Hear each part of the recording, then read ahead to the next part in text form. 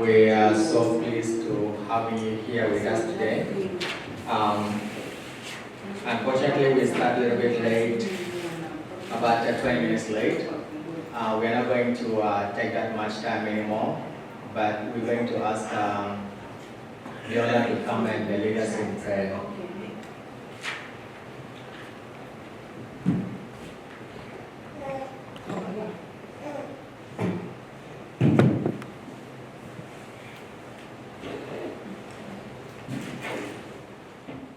Whatever we are going to do today here, may your presence be here, guide us, and may this day be a day to remember, be a day that will help us also to help other people that will be needing our help, because that is the reason why we are here today. We ask you to bless us all in the name of our Lord Jesus Christ. Amen.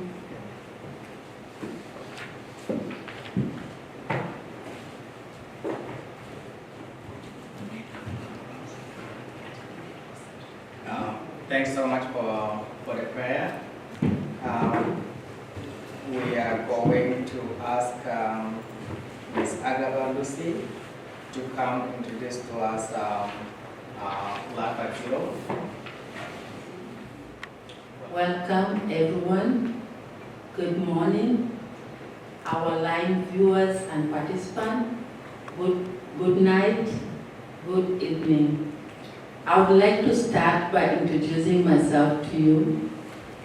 My name's Agaba Lucy Baptist.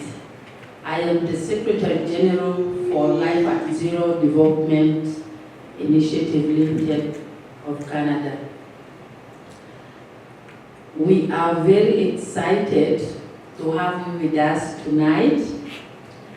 Invited guests, ladies and gentlemen, all protocol observed. I would like to welcome you to this workshop tonight. I would like to welcome you to this workshop of anti-racism educational awareness organized by Life at Zero Development Society of Canada with funding from Alberta government. This workshop is the first of its kind that has been organized by Life at Zero Development Organization to the public.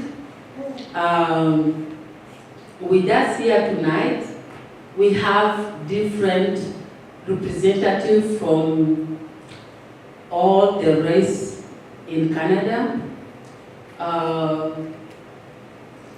We have representatives from immigrants community of Ethiopians, immigrant communities of South Sudanese, and representatives of the host community, the indigenous people of Alberta. I would like also to recognize the presence of our board of members, our brothers and sisters who have traveled all the way from Calgary, especially our brother, Mr. Ayel. You're most welcome. And our brother, Saul, our guest speakers, Madam Aisha Ainili, Dr. Furangi, you are most welcome to this workshop tonight. It is an honor for us to have you here. We know most of you have canceled your work schedule today to be with us here. So we appreciate it very much. Right now, let me introduce to you our organization. Who we are. Life at Zero Development Initiative Limited is a registered Alberta non-profit organization that was established by passionate African Canadian individual in 2018 to address challenges and guide the aspiration of newcomers to a meaningful integration into the community of Alberta. Secondly, we create awareness and connect immigrants with the available support system to lawfully process and reunite with their loved ones through providing information and enhancing settlement processes. What we do in our organization, we assist and provide service to newcomers through teamwork by collaborating and networking with various support systems made up of a pool of volunteers and non-profit organizations within Alberta. In our organization specifically, we assist newcomers with initial resettlement tasks such as carrying out need assessment to know their needs and connect them to the various support systems that offers such kind of services. We also help in finding housing for the newcomers. We assist in enrolling of immigrant children in schools. We support in securing employment opportunities to our newcomers. We link newcomers to language service providers within the community closer to their residents. We help them access healthcare and also shopping. We provide orientation for adjustment to Canada Multicultural Society. Our vision. We envision a world where human rights are upheld and people have an opportunity to exercise their full potential in a safe society that respects and responds effectively to the concerns and the needs of its citizens. We are a societal organization where immigrants and refugees can reach their full potentials in environment which enhances self-esteem and respect for all. Our mission statement, we provide settlement, we integrate the newcomers into the host communities and assist refugees and immigrants to attain successful self-sufficient lifestyle into their new home in Canada. We fully participate in Black History Month, multicultural events, and festivals that honor our legacy as African Canadian, because this event contribute positive aspect to our communities and focus on the values that recognizes the daily contribution we as African Canadian make to create a better place in Canada. Our values. We are forward and committed to inspiring communities. We do this by committing to inspire our communities through educational workshops and trainings. Act of kindness, we strive to do things that help newcomers and immigrants to smile and be happy in their communities.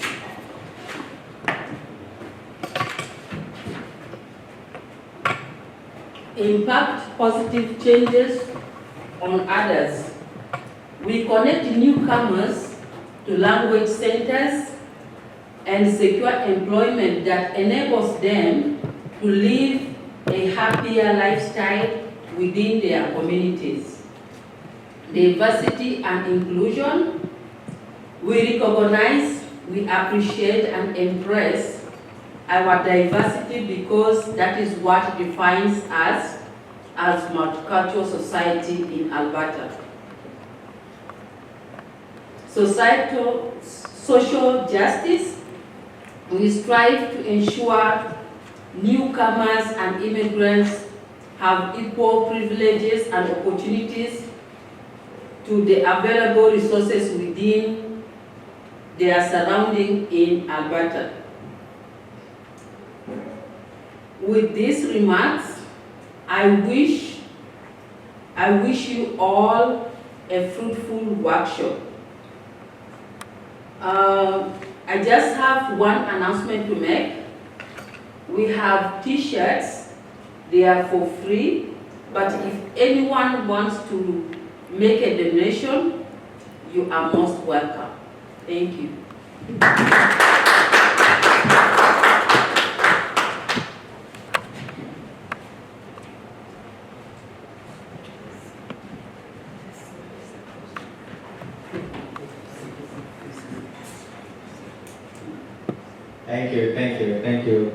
Thank you, Lucy, for the well done job. We are so proud of you, and especially being our SG, so it's a thumbs up. And I'm going to welcome Madam Miss Asha Arabi, and she's one of the great mentor for Life at Zero itself since its initiation back in the days, and she worked for gender and development expert. I mean, she's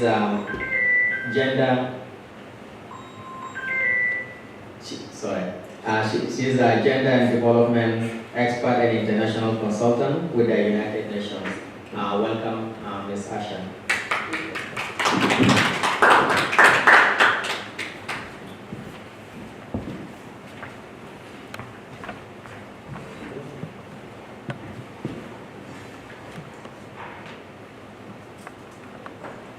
Thank you very much, and congratulations for this great initiative. Distinguished guests, ladies and gentlemen, good morning. It is an honor for me to be here today on this special event on anti-racism educational awareness, a project that is being implemented by the Life at Zero Development Initiative and which is funded by the government of Alberta. Let me take this opportunity to introduce myself to you. My name is Asha Anhiri Arabi, a black woman and an immigrant originally from South Sudan, East Africa. I have a Bachelor of Arts in International Development Studies from St. Mary's University in Halifax and a Master of Arts in International Development Studies from Dalhousie University, majoring on women, peace building and post-conflict reconstruction. I was one of the most fortunate people who migrated to Canada almost 20 years ago. This was through a scholarship that was offered by the Canadian government through the World University Studies of Canada, WUSC. This scholarship met my dreams, the dream of a refugee girl from a refugee camp of having a better life to come true. When I first arrived in Canada, I was received by the students and the university staff from St. Mary's University in Halifax, Nova Scotia, where I was taken straight to the campus, you can imagine, right from the airport to the campus. Everything was so different, but not impossible. This was the beginning of everything for me, and it was upon me to either succeed or not to succeed. The news of the arrival of a new refugee student in the campus quickly went around, and everybody wanted to know me, and also to hear the story of Africa, including the wars that my country, Sudan by then, and now South Sudan, was experiencing. The environment was very friendly, and I will forever be grateful to Canada for giving me the opportunity. Ladies and gentlemen, allow me to talk about the concept of multiculturalism in Canada. Multiculturalism in Canada was officially adopted by the government of Canada during the 1970s and 1980s. The Canadian federal government has been described as the instigator of multiculturalism and as an ideology because of its public emphasis on the social importance of immigration. Canada is a multicultural country. Canadians come from a vast range of nations, races, religions, and heritage. The government of Canada values the population diversity and tries to protect the cultural heritage of its citizens through the Canadian Multiculturalism Act. The government encourages Canadians to take pride in their language, religion, and heritage, and to keep their customs and traditions as long as they do not break any Canadian laws. For example, you cannot come and practice polygamous marriage in Canada, you will be breaking the law, or practicing the female genital mutilation, which happens in many countries. Those ones will be, breaking the Canadian laws. As long as your culture stays within the legal aspect of the Canadian society, then you'll find practice your culture. Despite Canada's multicultural heritage and policies, it was difficult for me as a new immigrant in Canada to adjust to new customs, ways of daily living, and social system that was very different from that of my country of origin. Within a few weeks of my arrival in Canada, I was invited by my friend and classmates for a barbecue to one of the houses outside the university campus. I was very excited to go for that party, and upon arrival at the party place, I realized that everyone was sitting and drinking except me. I was told that I was supposed to carry my meat, chicken, and drinks with me for the party. I went home without eating. This was the culture of my new home, and it was upon me to learn my lesson from my first experience in Canada. Though with time, things changed. I was able to visit other Canadian homes, and it was not necessary for me to carry any food. So the beauty of Canada is the diversity of people and the respect that people have for every culture. This was also unique for me, having come from a place where diversity was seen as an obstacle as opposed to an opportunity. Ladies and gentlemen, allow me to talk briefly about the concept of anti-racism in Canada. Multiculturalism is regarded as a feature of Canada's national identity. Yet, despite the diverse population, racialized Canadians are systematically excluded from full participation in society through personal and structural forms of racism and discrimination. And this is mostly done through institutions or through institutional racism. Discrimination is an action or decision that treats a person or a group badly for reasons such as race, national or ethnic origin, color, religion, age, sex, marital status, family status, disability, and so forth. These reasons, also called grounds, are protected under the Canadian Human Rights Act. So in case anybody's right is violated, please reach out to the Canadian Human Rights Commission for the case to be settled. Racism divides communities, breeds fear, and fuels animosity. Addressing racism and discrimination is a long-standing commitment of the Canadians who see our country's diversity as a source of strength. Canada is strong, and in spite of our differences, but because of them. Unfortunately, Canada is not immune to racism and discrimination. Challenges remains when it comes to fully embracing diversity, openness, and cooperation. As you can see, everything is well documented, but sometimes the implementation of some of these policies becomes a challenge. It is vital that Canada stands up to discrimination perpetrated against any individual or group of people on the basis of their religion or ethnicity. The government of Canada should commit to engaging the public on a new federal anti-racism strategy, which was developed recently while exploring racism as it relates to employment and income support, social participation, and this can be through access to arts, sports, leisure, and justice. Ladies and gentlemen, let me conclude by talking about unconscious biasness. Unconscious bias are social stereotypes about certain groups of people that individuals form outside their own conscious awareness. Everyone holds unconscious beliefs about various social and identical groups And these biases stem up from tendency to organize social worlds by categorizing people. The common unconscious statement I had when I first arrived in Canada were, I studied with John, and John was not a nice person. He was from Africa. Do you know John? And most of the time I was forced to explain that Africa was not a country, but rather a continent with a diverse group of people, forming different languages and different, different background. Some of them also asked me that, I heard that you Africans don't have bed to sleep on in your country, and you sleep on trees. Is this true? My response was that, yes, we don't have beds, but I believe your ambassadors always feel very comfortable sleeping on those beds. Jokingly, of course. And some of them also, told me that we heard on the TV that Africans are starving. Hope you're not eating too much over there to compensate for that food you never had when you were growing up as a child.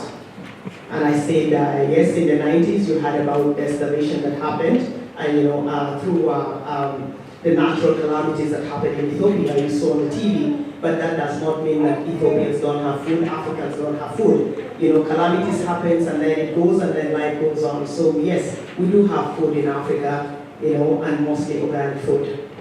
And then some of them also talked about, I have never heard about, I've never had a friend, black friends before, and I think I like your race. And this forced me to say that despite our race, we are all the same people with the same blood flowing on our veins. So ladies and gentlemen, some of these statements are said out of unconsciousness, not because somebody wants to undermine you, but because they have access to very limited information about you. So sometimes instead of us feeling bad about some of these statements that are being altered, to us, it's always good we take time to educate people on who we are and where we're coming from and the beauty of the diversity in this country. Thank you once again for giving me the opportunity to be here today. God bless you and God bless Canada. Thank you.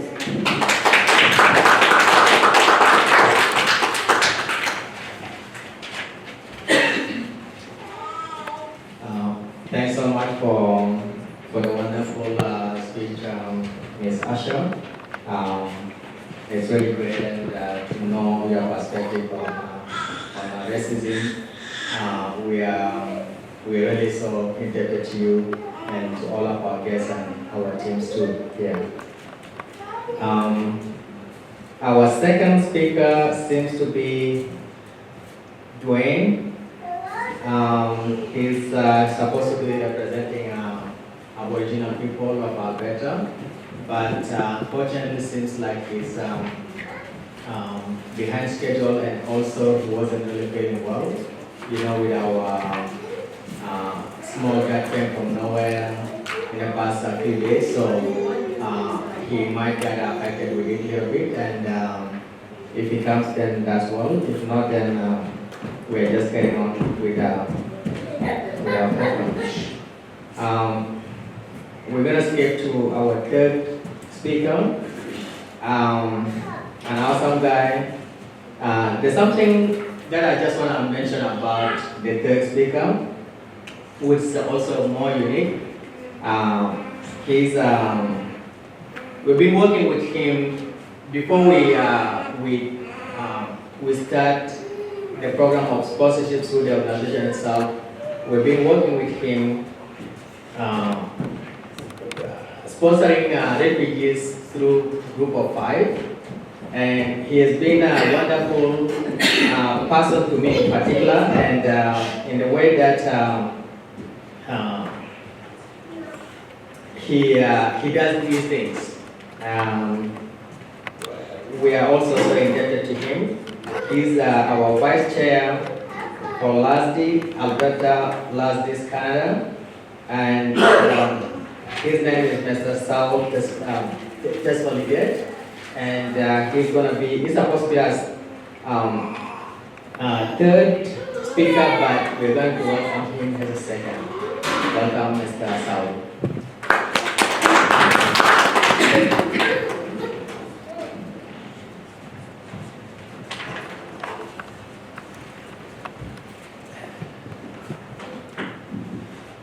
Good morning again. For those of you who came late, I just need to welcome you. We are very glad and happy to welcome you and join our anti-racism educational program. And thank you very much for all the speakers and our chairman, Bako. I don't have a word for him. He's trying to be on top of that. So probably if I start to talk, I will kind of miss lots of words for him. So I just want to thank him. He's my dear friend, my best friend, my brother, and my advisor. So I'm very grateful to have him on my life. So I'm very thankful for that. So anyway, I really appreciate. I'm very happy to hear all those beautiful stories from Lucy and Aisha, if I'm saying it correctly. It's a wonderful thing to be in here today to listen my brothers and sisters' stories and be part of that. I'm very grateful. I don't have that big story, but I will try to share as much as I can. Let me start my speech by having a proverb from our late former President Nelson Mandela. It says that, quote, "No one is born hating another person because of the color of their skin, or their background, or their religion. People must learn to hate, and if they can learn to hate, they can be taught to love. For love comes more natural to the human heart than its opposite," unquote. And I find out this is a very, very great proverb to begin with. As all of us in here, as blacks, we kind of face some sort of racism in our life, either systematically or either through wars, either through different institutions. We have faced some sort of racism here. So we are not going to wait for someone to stand for our rights. We have to stand for our rights. That's the theme of today. And let me emphasize this word. For love comes more natural to the human heart than its opposite. Is the theme of our workshop today. So we are in here to spread the love, not to spread the hate. We are not in here to spread, to complain that we are facing this or racism to others. We are in here to spread the love and to educate our brothers and sisters. I wish that our plan was to host some of the NDP and Liberal representatives so that they can listen to our stories. But hopefully, if they join us late, we will kind of share our draft speeches and they can hear what we are talking about. So I'm standing here today in front of you to address what so many people of color live with every day. Over the past few years, over the past 7 years, I have witnessed such a horrible experience in Canada, Alberta, where I'm living since moving to Canada in particular. When I landed in this beautiful country on June 1st, 2015, my first thoughts were to embrace the culture and learn the norms and ways of Canadian people. I tried to the best of my ability to stand low and start from the scratch. But I have never thought I would go down that far to reach my goals in life. Immediately after 3 months, I started my studies at the Northwest College in an open studies format that gives a way to nursing programs. I wasn't surprised to score S in most of my courses since the only thing I knew in life was to study hard and be a better student. That's what I knew. So I wasn't surprised that score S. I would say that I'm one of the outstanding students back home. Unfortunately, after I finished all the open studies, that's equal to 7 courses, I was denied admission to continue my studies. I was very sad. The only reason for denial was you need to upgrade your English. And there was another word for that, you are a second language speaker to English. I tried to provide all my documentation from my previous studies from University of Asmara, Eritrea, but without success. I went through several English programs and they expect me to speak as fluently as someone who speaks only English. But no one knows I do speak 6 languages. Even though I am from Eritrea, I can speak Arabic with South Sudanese people. I can speak Amharic with my friend Ayale. I do speak 6 different languages. And the college expects me to speak as fluent as a white speaker or as a native speaker. I really thought that I would be discriminated of my accent, of my poor accent. I went through I was judged for my poor accent and no one is interested in examining my knowledge and my educational background. Though I went through the English programs for about 3 years at the college, I have barely improved or changed my accent, but I have wasted my precious time and money. But these are not isolated incidents or elsewhere problems. Prejudice and discrimination is a lived reality for far too many people.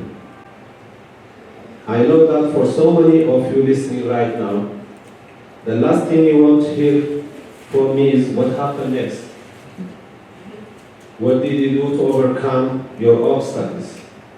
Did you stop that?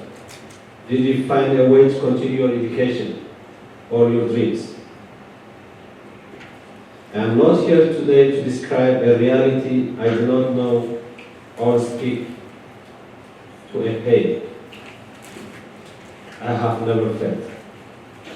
I am here because I want you to know that after 5 years of struggles of being a student, a husband, a father, and a breadwinner for my poor parents back home, I finally announced myself I'm a nurse after being a security guard, a housekeeper for the past 7 years.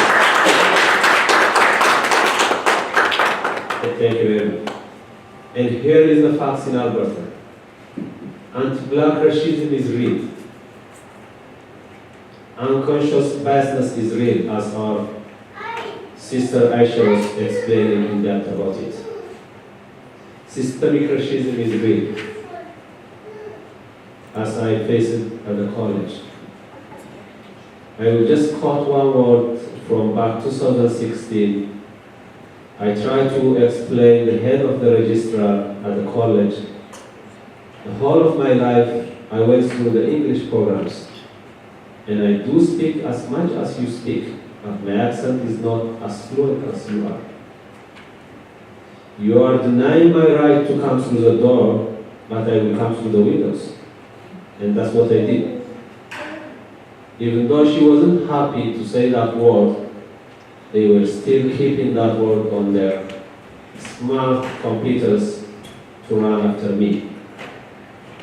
On 2019, when I reapplied for admission at the college,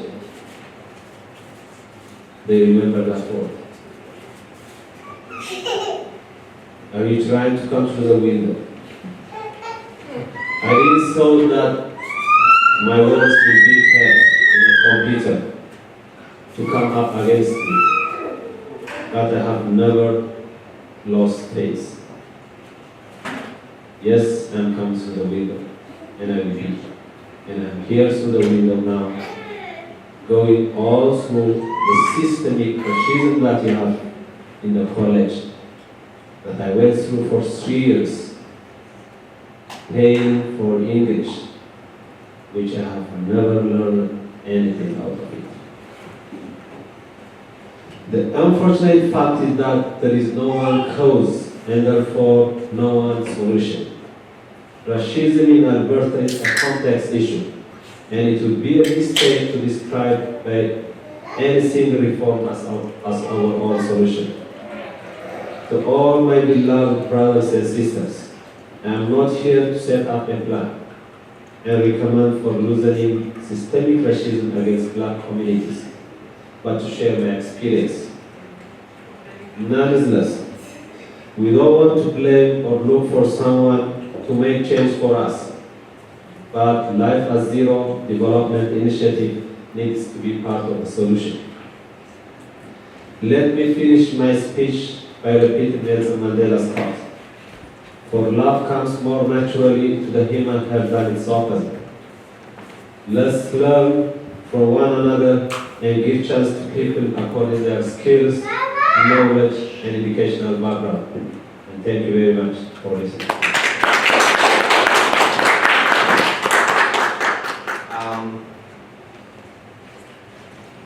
I believe now we are now just on time for everything. We catch up, kind of like catch up of everything because we missed out one of our speakers. Unfortunately, he just texted me that he's at the doctor's office now, and he's not really feeling well. We are going to take about 5 minutes break, and let's make sure that we come back 5 minutes exact. Thank you. And when we come back, we'll have our guest speaker number 4. So we'll start with him right away. Yeah, thank you. Have a nice break. 5 minutes. Oh, once again, those of you who doesn't know where is the washroom, if you just go to the left here, there's a men's to the left, I believe, and then female to the right. So just in case, it's only one spot.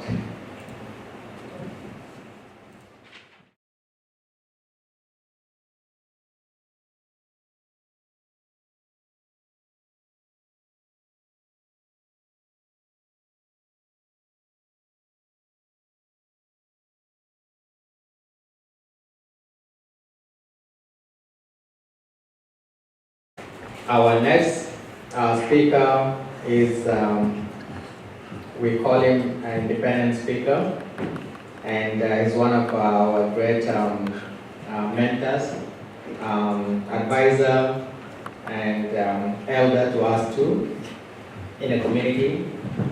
I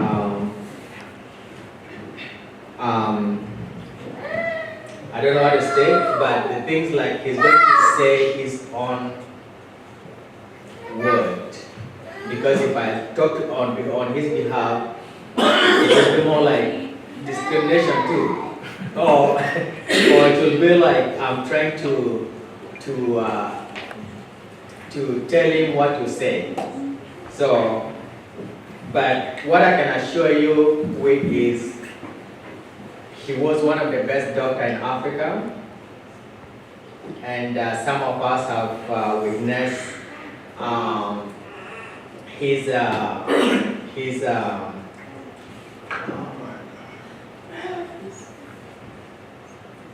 service, and so it just kind of beyond. I will welcome him to talk on his own behalf, medical doctor Forangi Victor. Welcome.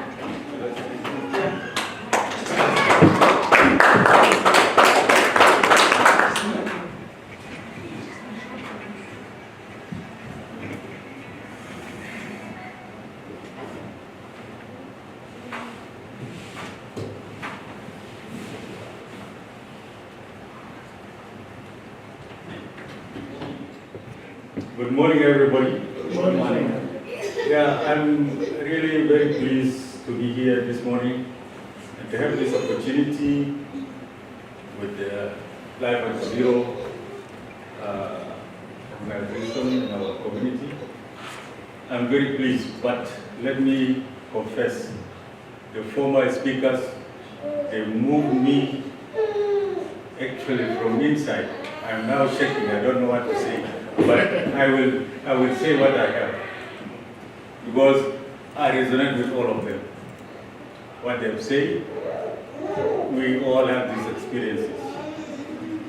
To begin with, my name Dr. Victor Forangi, a medical doctor with a postgraduate diploma in clinical research. I worked for long in Sudan, in Khartoum. As now they're destroying those hospitals. I know that those hospitals are all.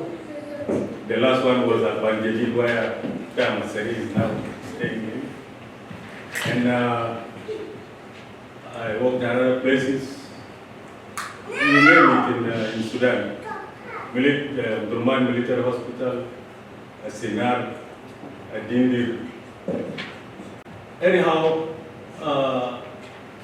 life changed, of course, and it happened that I think it is, one could say, occupational hazard.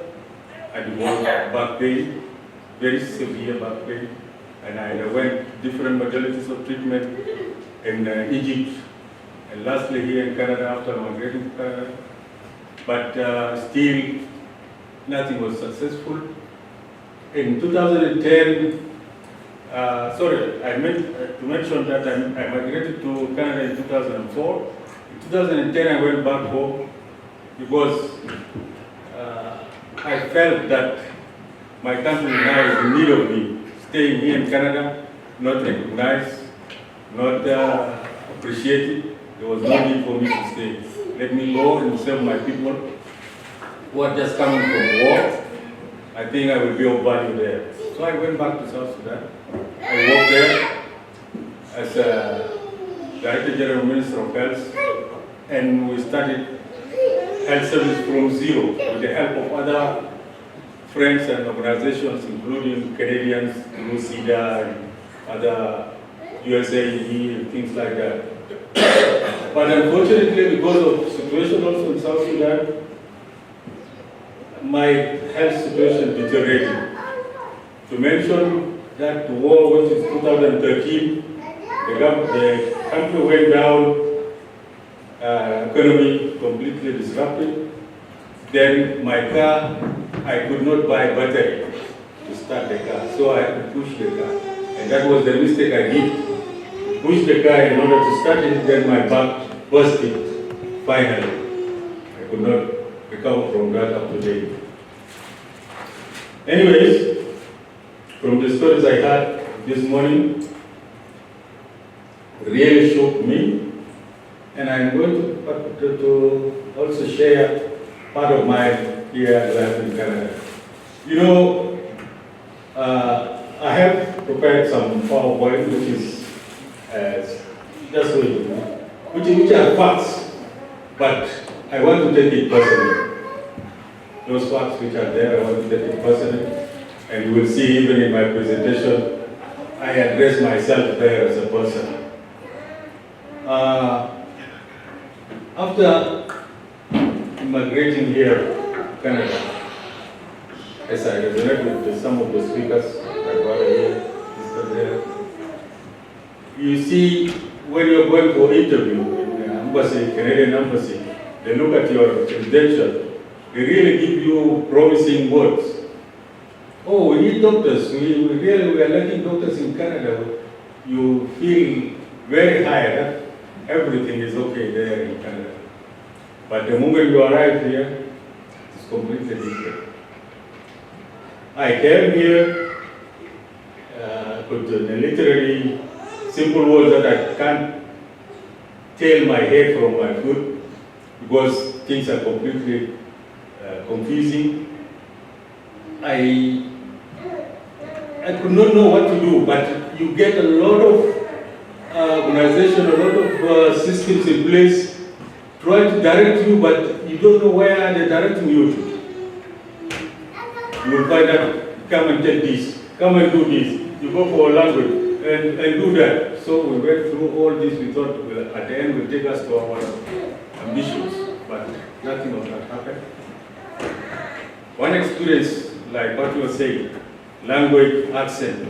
I give you an example of my colleague, but he was very persistent. And he's now a lecturer at university teaching Canadian doctors. He's from Sudan. What happened to him was he took this medical council Canada exams 15 times in 9 years, and he was failing it all. And when he goes for interviews, they disqualify him because of his accent. He underwent what they call accent laboratory where you go and sit and put headphone and computer in front of you. You talk to computer. I think you might have known this. Computer tell you what your A is low, your B is what, things like that. You have to pull this higher, like Canadian. He did this, and after that, after finishing all those things, he passed the exams. He is teaching the new international medical graduates who are coming from abroad. He's the one teaching them because he mastered all the subject of medicine in Canada. Imagine taking 15 exams. He knows every type of question Canadian asks.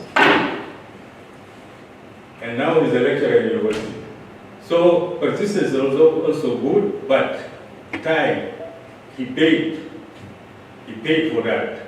He had a fiancée in Sudan. Unfortunately, she couldn't wait much. She discarded him and he continued with his profession till he succeeded to become a doctor here in Canada. And with my simple experience through all these programs which I talked about, one time, that was in Toronto, Ontario, we went for a program, I think it is a bridging program, they have those names there. After that, we went for mock interview. I was disqualified because of handshake. That is my culture. They said your handshake is not doctor's handshake, so you can't be a doctor here. Imagine that. Just handshake, because this is my culture. I grew like this. I shake hand, maybe how I press it or how I shake it. They say, no, that's not good to be a doctor here. It has become a shock because this is how they demoralize us. They pick something, either your accent or your handshake, then you are working on this. You forget your real, your profession. You forget about it. You are now thinking about how could I shake hand. So, with that, I think my operator is not there. I'm here now presenting these two sides of the same coin, which is segregation and discrimination and racism. I have the two sides of it. One of it, a disabled person, which is also discriminated against. At the same time, African origin. You can imagine you have these two labels, you carry with it all the time you go. And even in simple groups, people look at you in a very emulating way. Just yesterday I was in a train, subway going home. Then at a certain station, we happened to board good number of students coming from school. I was sitting in my wheelchair like this. They came and stood beside me, and I think this is what is in their mind. One of them knocked my head like this. That is true. In our culture, to knock elderly person head is completely. And when I turned like this, something told me, Victor, don't react. And don't try to find out who did it, because it may come to a situation you cannot handle it. Then they start quarreling among themselves. Why should you do this? Why should you have to do this? Why did you do this? Like that. They start talking there. I just kept quiet. So I said, yeah, I think I'm learning. I'm learning about discrimination and disability, things like that.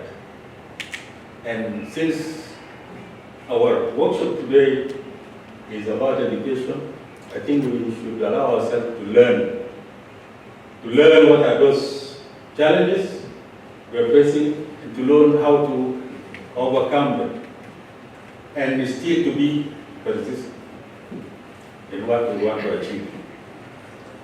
As on my side, I'm a candidate for Canada Medical Council. I passed their first exams, but I could not continue because of deteriorating health issues. I am now I have shifted already with my postgraduate diploma in clinical research. And now, because also clinical research needs movement, it becomes a problem to me, I am now going to medical writing. So, with that, I think we can start our PowerPoint. This is just to introduce a little bit of the historical background of this whole issue. As I say, yeah. Let me turn and see what is happening there. So, I'm going to educate ourselves a little bit about discrimination and disability. As I said earlier, disability and racism, they go hand in hand. And I'm here representing the two sides of the same coin. Discrimination, as mentioned there, it is a vast area of ideas. So many people just define it in different ways. But I just concur with this simple one here that for many people they say discrimination is an everyday reality, as we already agree. It's everyday reality. Nobody goes without it, especially in this country.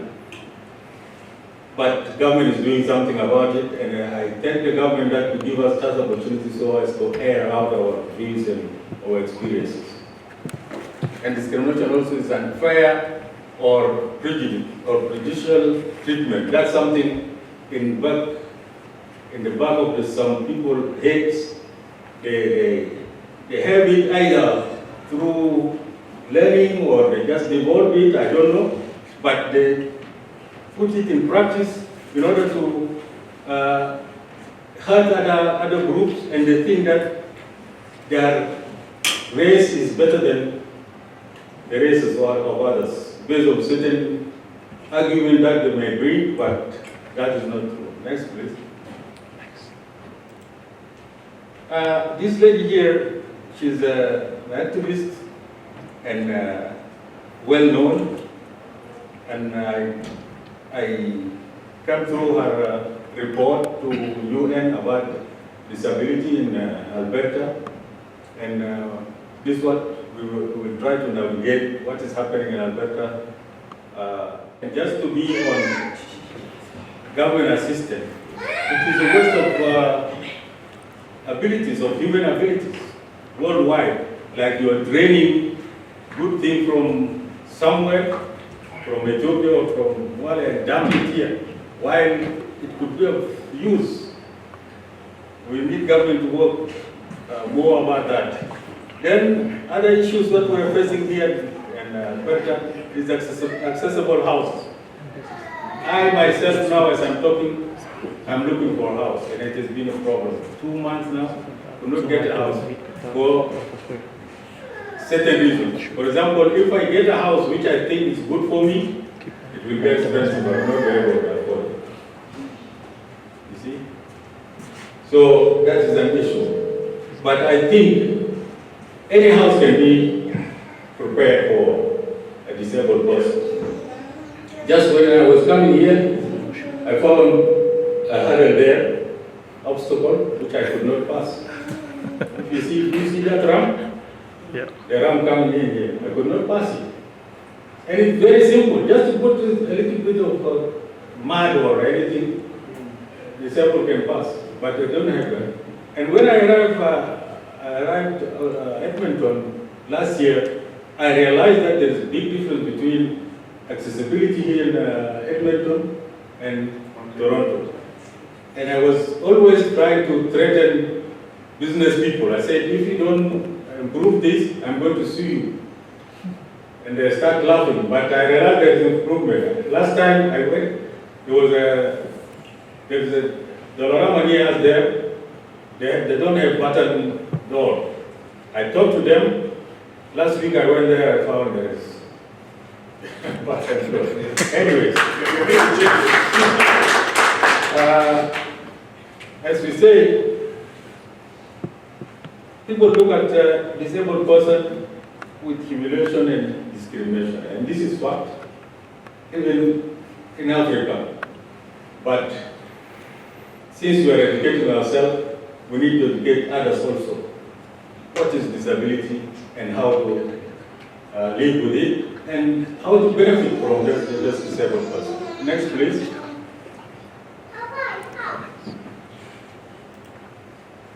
Yeah, the same thing here. This is about financing disabled person. This program in Alberta here, it is a good program. I don't say it's bad, but because it helps us to survive, which is the assured income for the severe handicapped people. Right. Imagine the maximum is this much, $1,787.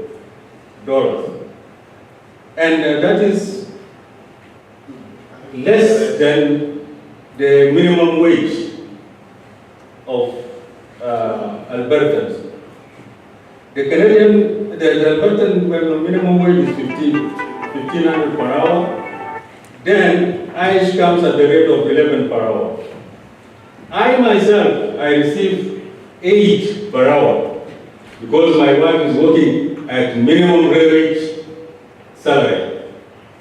That's why they calculate for me it is 8 per hour. Imagine somebody like me with all the potentials I have. This is my income. How would I feel? And I didn't say that I don't want to work. I've been working. If you go to my computer now, you see a lot of job applications. But nobody wants to give me one. Sometimes they say I'm overqualified. They have these words. And sometimes they can't give it. Next, please. And yeah. Here we can see that to apply to that status, to receive this assistance, the minimum can take you 10 months. And this is what actually took me 10 months to get this assistance. I came here since last July. It was approved just last month. And imagine you're a person at that level, how could you survive? You cannot eat here.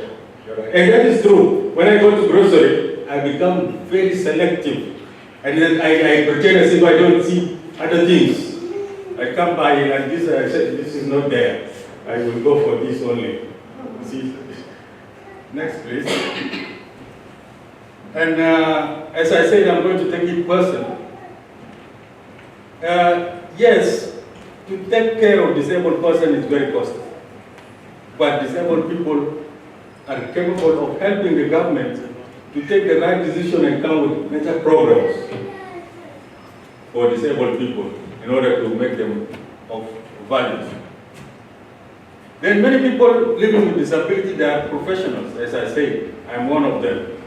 They are creative and they have that ability of bringing new sites to the government, to the services of the government to disabled people. You see, they have those abilities that they can bring in, but they are not given the chance yet. So I tend to ask myself always, is disability a determining factor for a person living with disability destiny, which is poverty? Is it true that when you're disabled, that your destiny or your destiny to become poor, or you lose your dignity? And this is what is happening. Where you are disabled, you are destined to be poor. Where you are disabled, you are destined to be humiliated. Next, please. Here are some numbers with the disability in Alberta. You can see these are the percentage of certain groups which constitute the disability, constitute the part of the population in Canada. It is just like what you would supposed to see in that video, around 17 or 20% of people in every given community or every given society are disabled people. And disability goes, there is a trend for this disability. It starts from early age, as you go with the age, disability increases. And Government of Canada, or Alberta in this case, is doing a lot. As you can see, there are about 11 ministries delivering 34 disability service people. But the problem is, in order to get those the disability program or to access them, need awareness. And I think here we are today to propagate that, to create this awareness in our communities, in our people who are in need of those disability services. Next, please.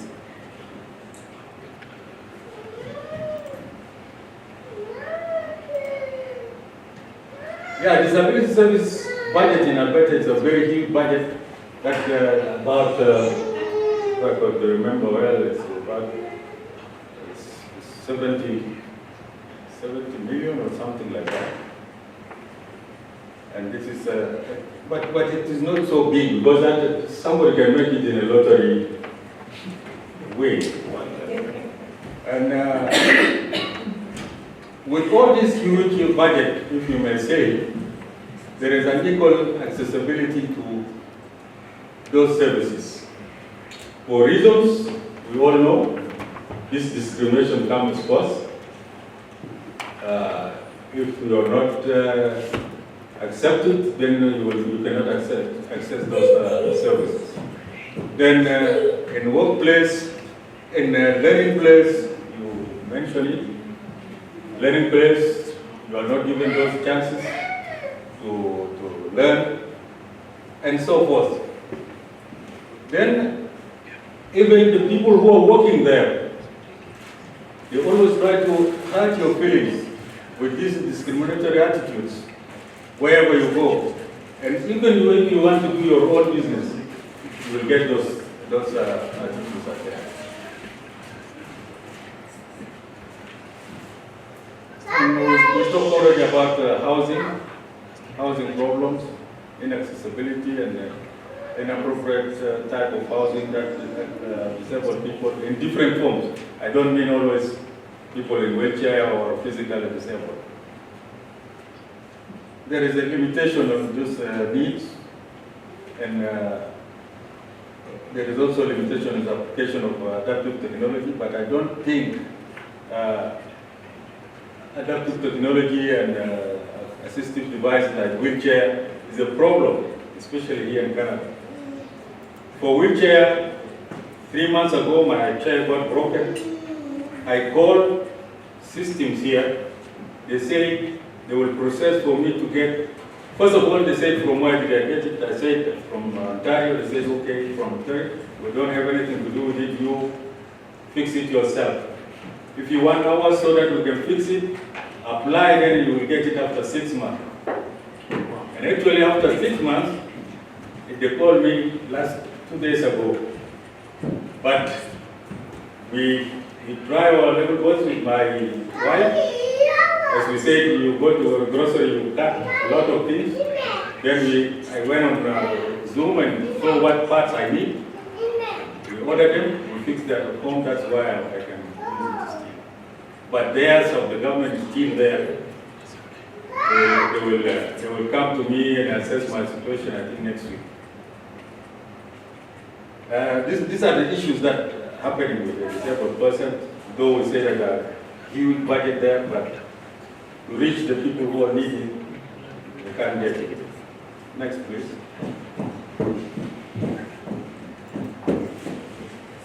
Yeah, this I think was talked about in some ways, the previous speakers. How does manifestation of discrimination manifest?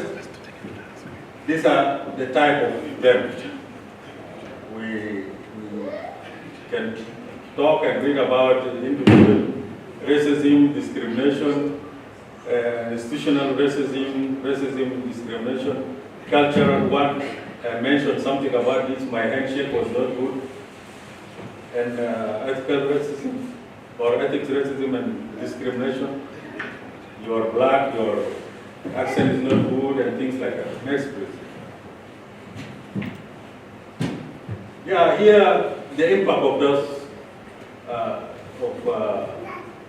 disability and racism on individuals, you can find that about 15% of people with disability age from this, and this is why I really felt report discrimination. I just reported to you. Mishandling or said maltreating in the community. Somebody just came and knocked my head. These are the issues, and we see that younger people report much higher because they have that sense of bullying each other there. Yeah. So from these numbers, we can say that discrimination is real. We can avoid it. Next, please. And with that, I come to this presentation, and thank you very much.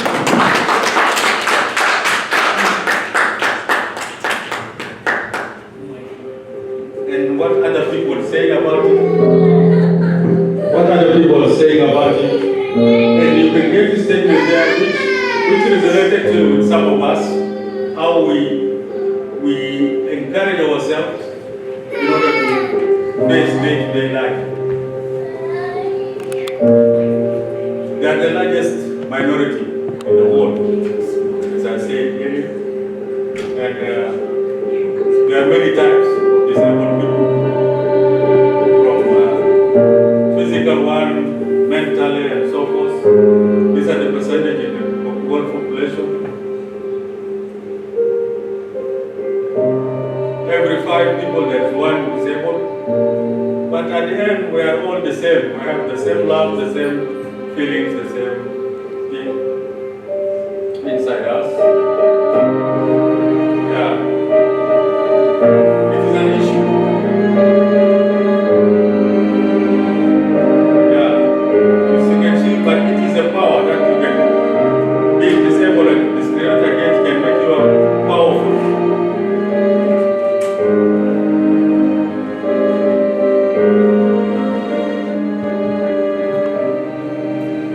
What that man said, Stephen Hogan,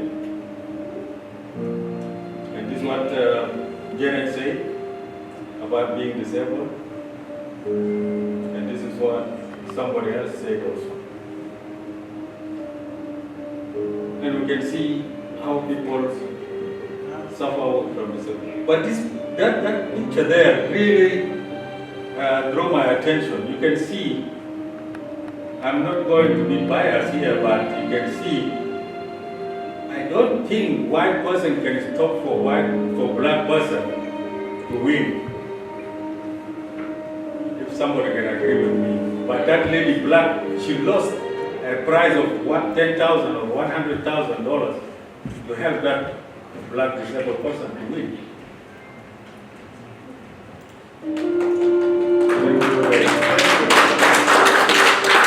Thank you guys, and wish you the best day. Thank you.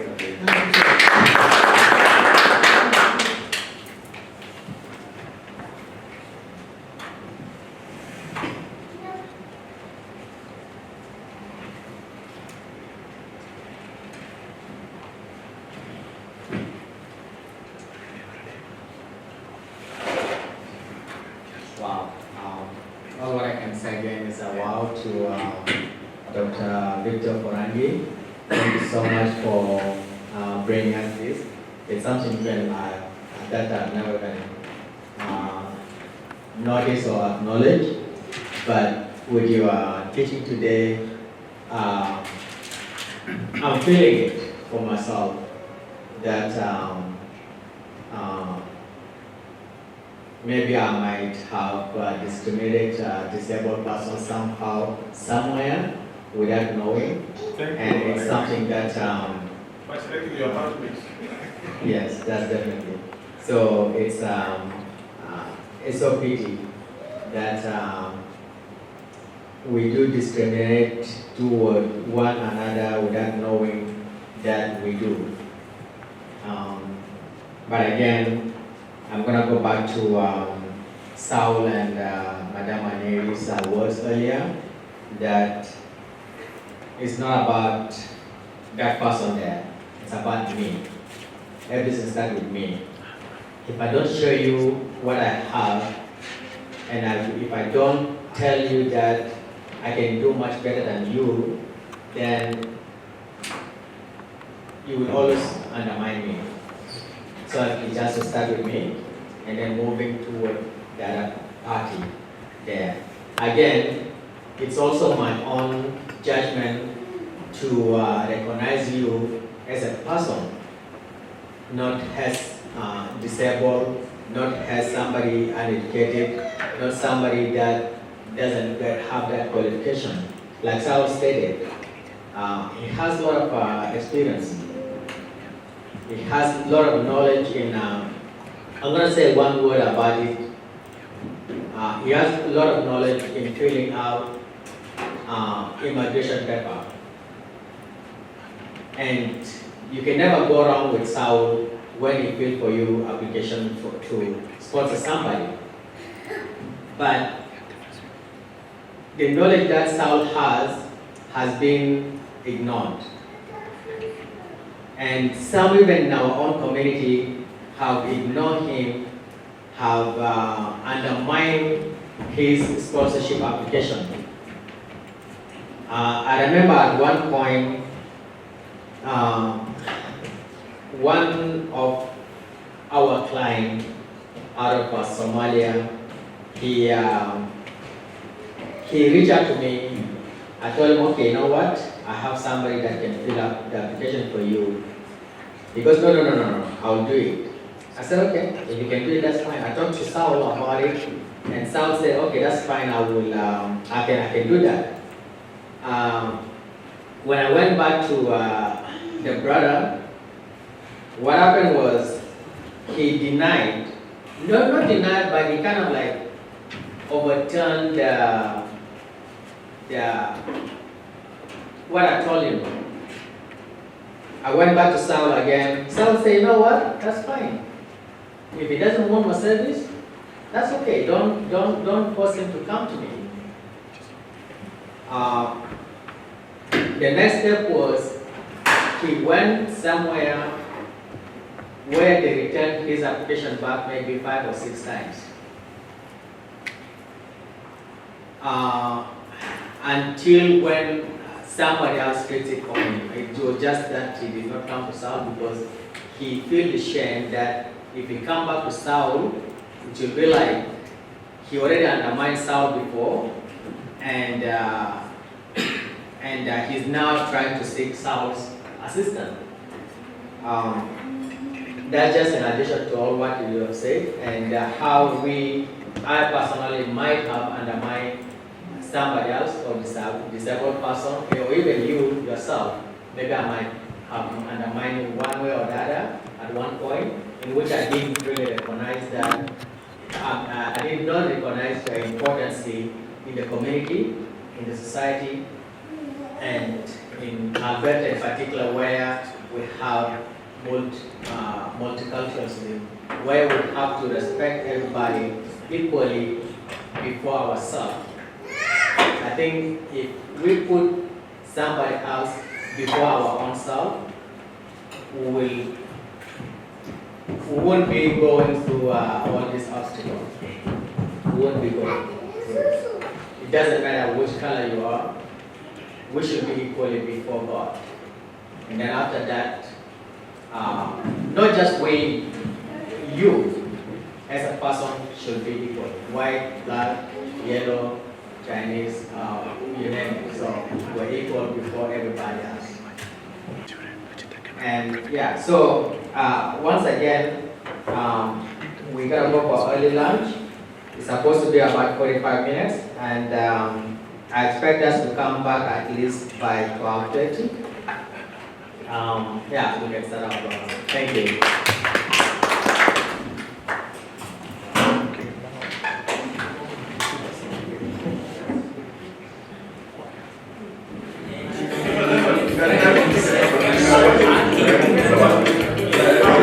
What can you say about this trip?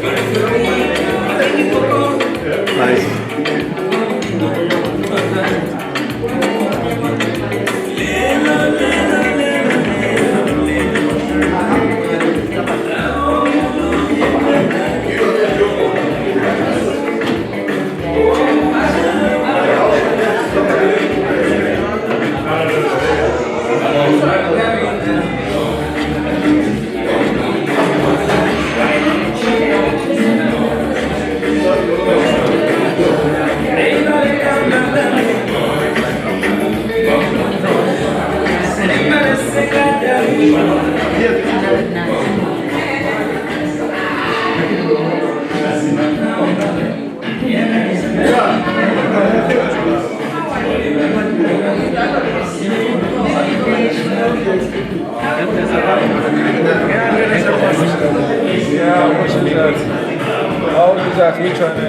Yeah, exactly.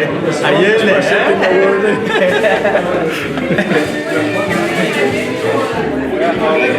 There's a small one for kids too.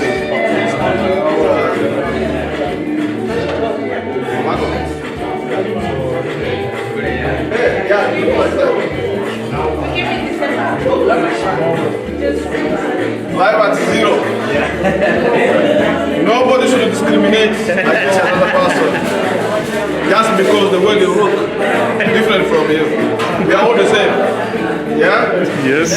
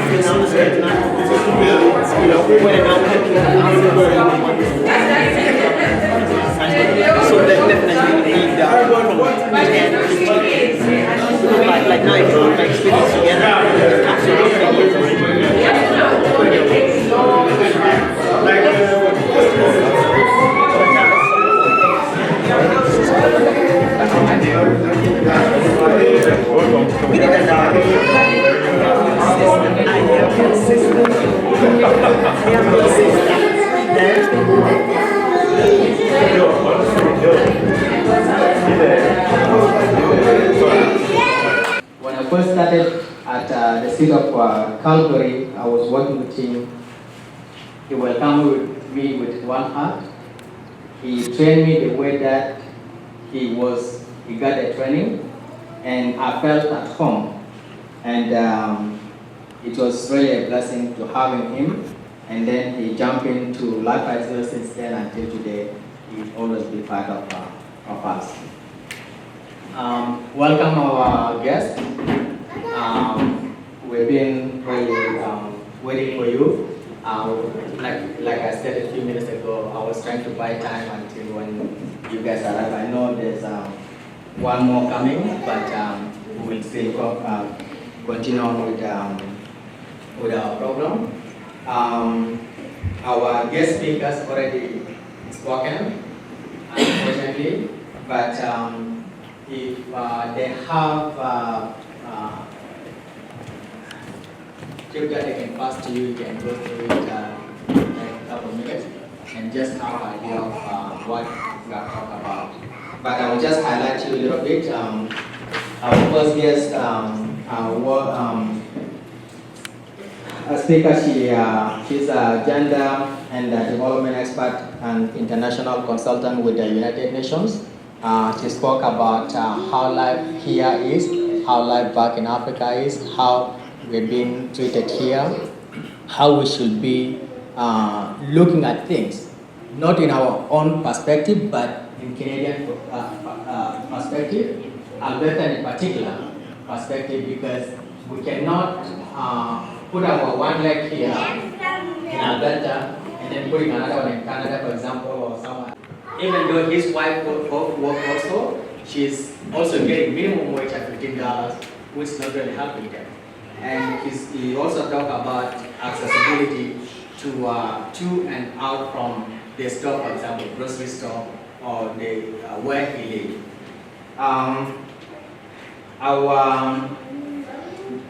Our other guest speaker, who's supposed to be number 2nd, is supposed to talk on behalf of Aboriginal people in Alberta, but he came like having a little bit tough time today, so he didn't come. Hopefully next time he will join us. I think I've alerted you based on what I pick up from the guest speakers, and including myself that you just came and heard too. You are most welcome. If you guys want to share talking together, that's fine with us. You can come and share. Okay, sure. We have candidate Brooks, who is going to come and present to us the NDP.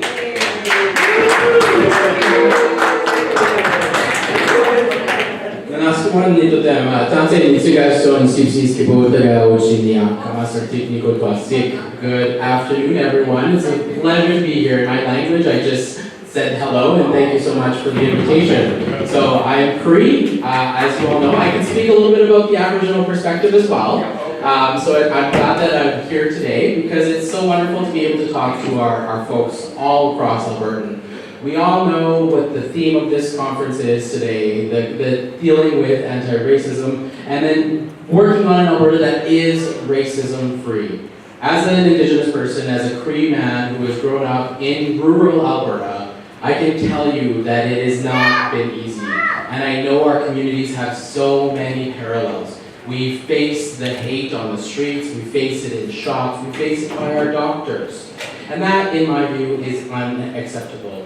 Our people are very strong and proud people, and we have fought and overcome so many things. I've talked to people on the doors day in, day out, and I'm sorry I'm actually not wearing dress shoes because I'm wearing my door knocking shoes, because that's where we just came from today. Because we've talked to our neighbors. We have spoken about every single thing that you can imagine, from being able to afford life, from also being able to ensure our kiddos have good schools and a curriculum that reflects them. We need to make sure that the diversity of Alberta, that we all know and love and came here for and live here and remain here, will continue for the next 7 generations. We have a responsibility to ensure every single one of our kids, our grandkids, their grandkids, can live in an Alberta that is free from racism and hatred. And we are seeing it on the doors. We are hearing folks that intolerance is on the rise, that hatred is being spouted by far-right people that carry really dangerous ideology. And for us, we want to make sure that our kids are safe and protected. So our number one guarantee to you is to ensure that we have an Alberta that is free from hate. Let me tell you a little bit about where I come from. So I grew up on my First Nation. I grew up on Reserve. I know firsthand what it's like to live in full poverty. I know what it's like to have water that you can't drink from the taps. I know what it's like to experience hatred based on my residence and where I come from. And I don't think that that is the Alberta that I want for my nieces and my nephews. I certainly don't want that for any of our kids. We want to make sure that every single Albertan in this province is supported. And how we do that is by making sure that we pass an anti-racism act. We are going to make sure that that legislation is one of the first things that we pass to deal with race-based hate, but also to collect data. Yes. Because we need to know what that hatred is. We need to root it out. We need to pick it out and find out what it is exactly. Because if we don't have the data behind us, we're not able to act on it. Those incidents that you're having with your doctors or with nurses or on the street with police or with our neighbors, we need to make sure we collect that information. We need to know that that is happening on our streets or within our institutions. Because we know it's there. We know, we experience it. My people, I face it when I go into stores. I walk around like this. I'm not going to joke, I walk around like this with my hands out because they will always accuse us of stealing.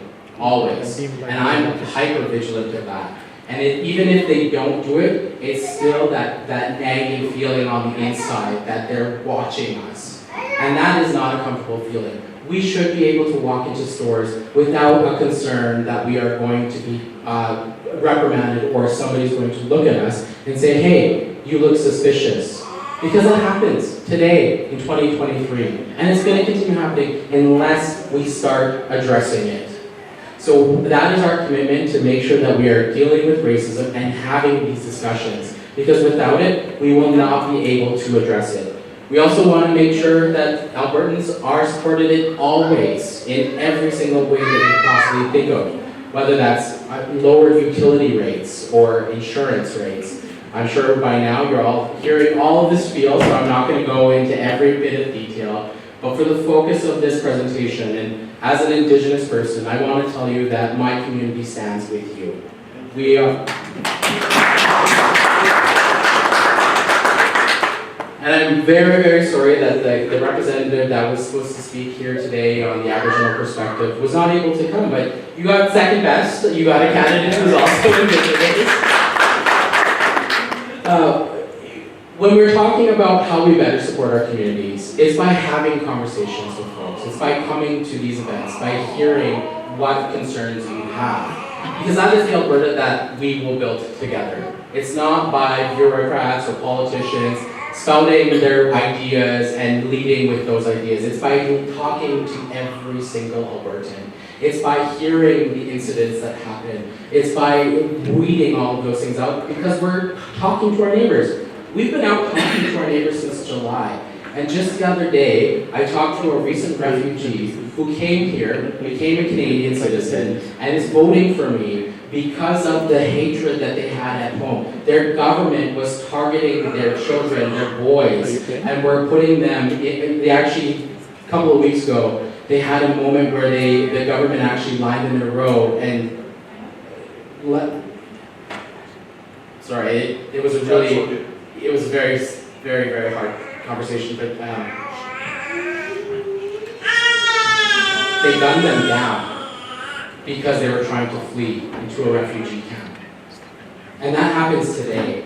And we are saying that as Alberta, a place that is safe and prosperous and that is supportive of every person and every walk of life, we are still experiencing that kind of hatred in other parts of the world today. And yet they come here and face hatred on the streets. We need to deal with that.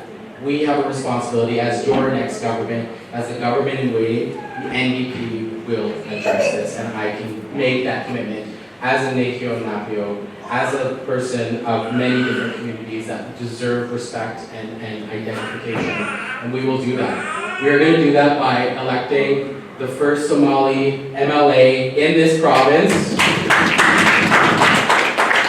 We're going to do that by electing the first Trinidadian woman of color from this province as the first MLA. And we're going to do that by ensuring that the first progressive Indigenous voice also gets in that legislature, but not by just me, by 5 other candidates, which is huge.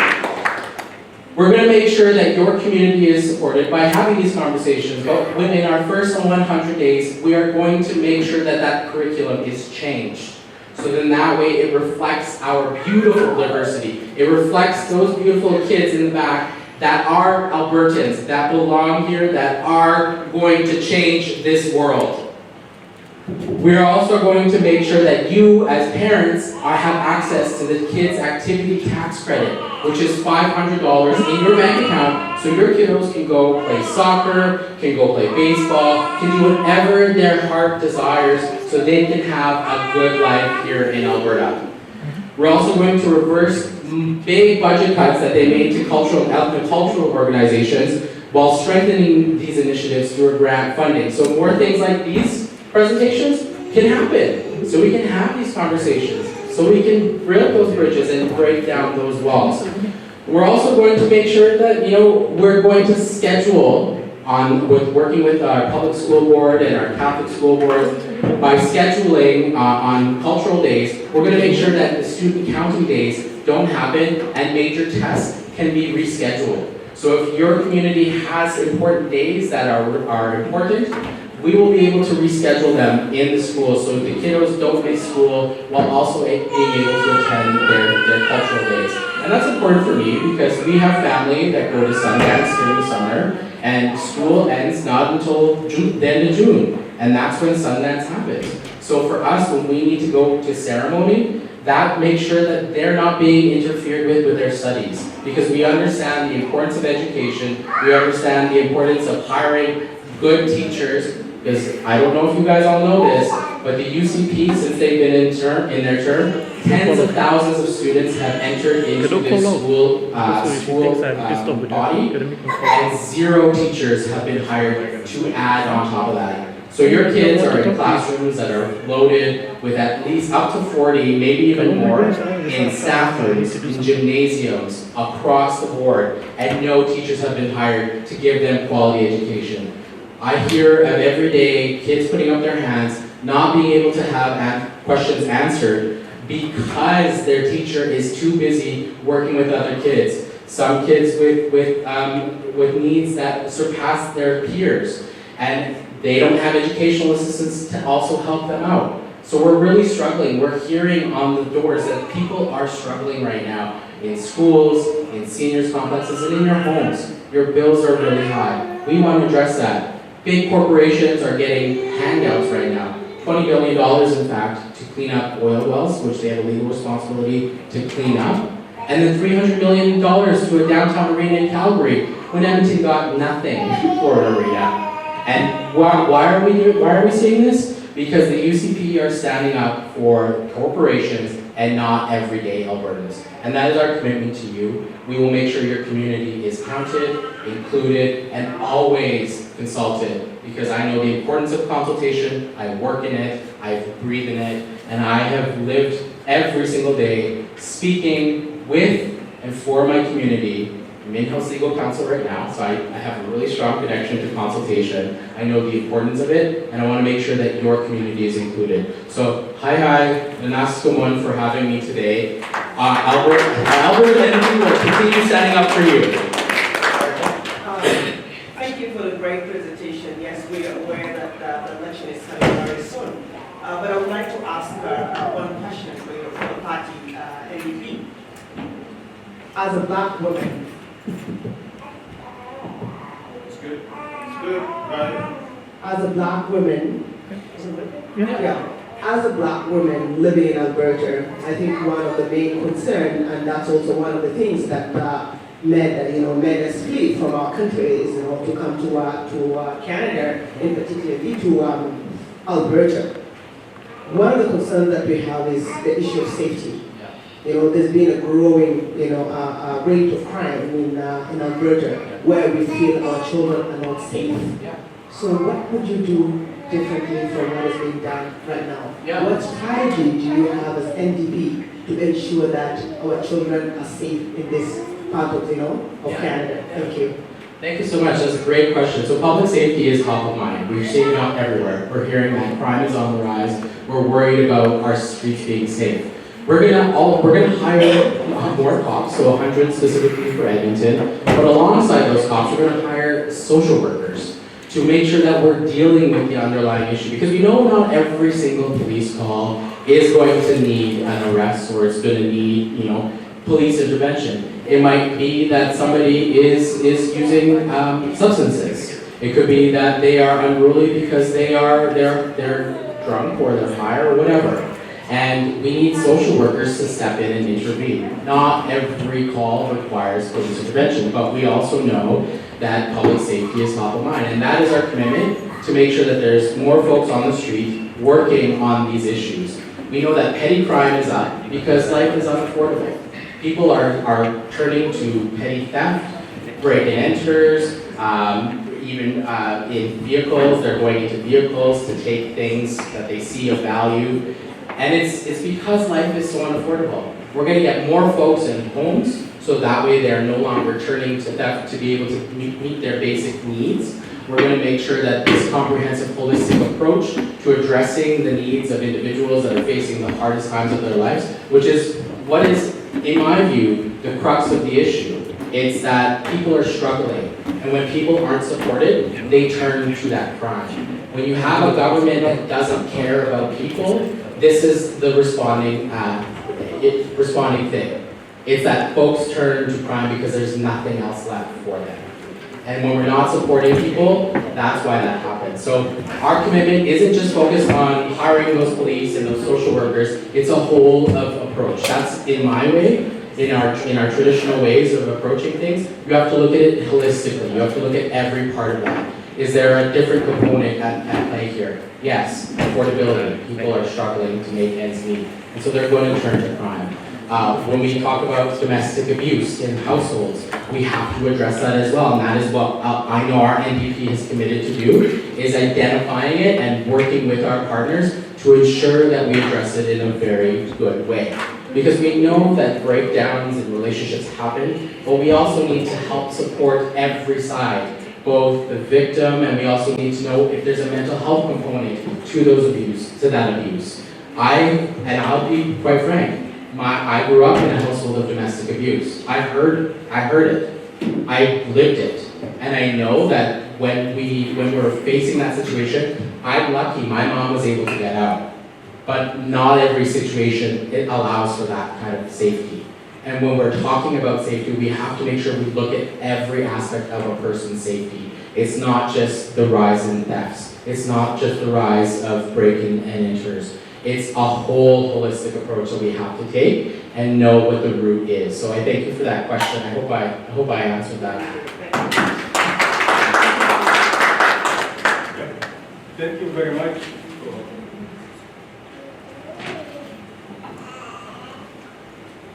Thank you very much. My name is Victor Brandy. As you have already stated, that the NDP has been doing a lot and that you explained to us, but I have much specific concern about disabled people and connection to their accessibility. Accessible inside the facilities, even shops, accessible even to come into this building. I had a problem with that around. Oh, yeah. Somewhere to come and carry me. So, and at the same time with other housing, where we find difficult to rent or to get into a house, because if the house is accessible, you can't be affordable. So, what could the NDP do specifically in that things? And one thing not to forget, the sidewalk. I moved recently from Ontario to Toronto to Edmonton about 10 months ago. That here, most of the roads still the sidewalk on one side of the road. So as a disabled person in wheelchair, for me to go to other side, I cannot cross this road here. I have to go to get the road crossed somewhere, which my scooter may be using electricity. I will run short of power somewhere there. I cannot get where I want to go. So this concern you to address, and what is NDP going to do?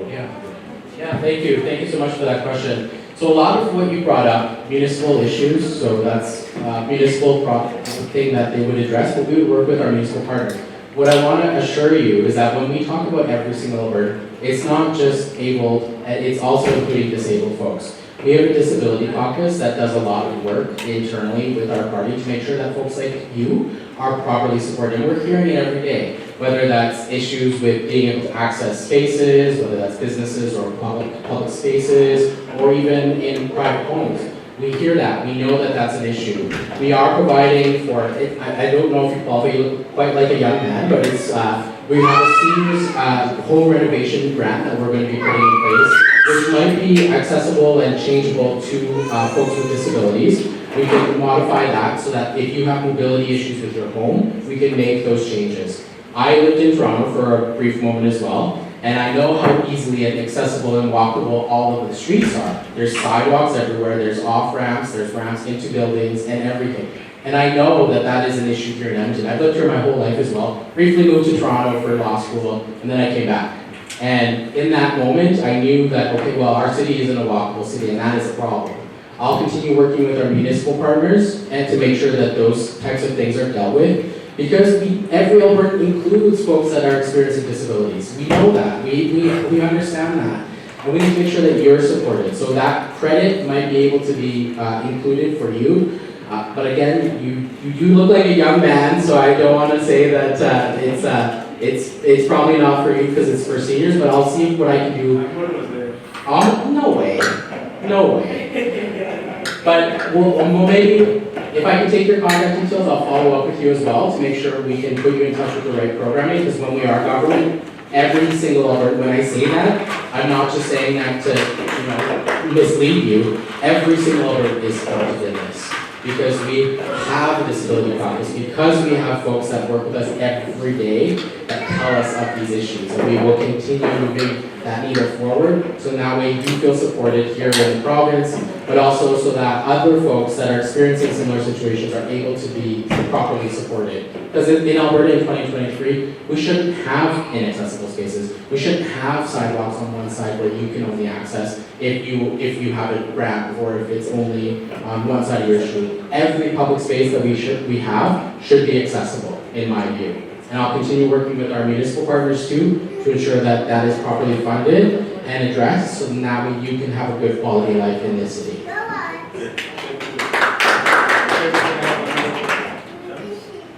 Can I have another job? Or somebody?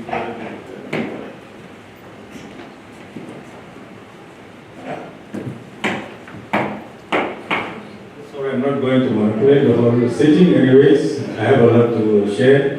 The other thing is the jobs for migrants, professional immigrants who have qualifications, even Canadian credentials, but still they find it difficult to get in. And to me, it looks like there's drainage of abilities and qualifications and mental abilities from other places and come and dump them here. So what does NDP have to do with that?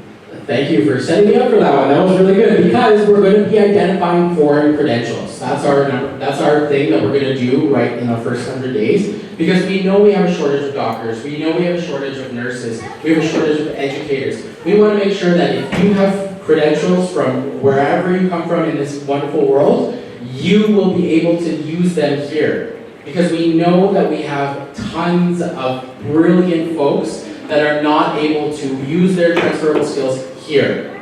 They're driving Ubers, they're working in retail, when they could be working in our hospitals, they could be working in our schools, they could be working in our shops, they could be doing so much more. And we know that that's an issue, because we have a lot of folks that come from different parts of the world within our diverse team. And they tell us, like I said, we're sitting with our community, we're talking, and we know that this is an issue. We have a shortage of doctors, like I said. How do we address that? Well, let's identify those doctors that are trained abroad and can come here and work and fill those vacancies and get people family doctors. Say if you want a family doctor from your community, you can get a family doctor from your community, and we need that. We need that so desperately. So thank you so much for mentioning that. It's actually top of my list, but I somehow missed that. So I appreciate you setting me up to be able to mention that. Thank you. Just one more. Yeah. No, I'm here all day.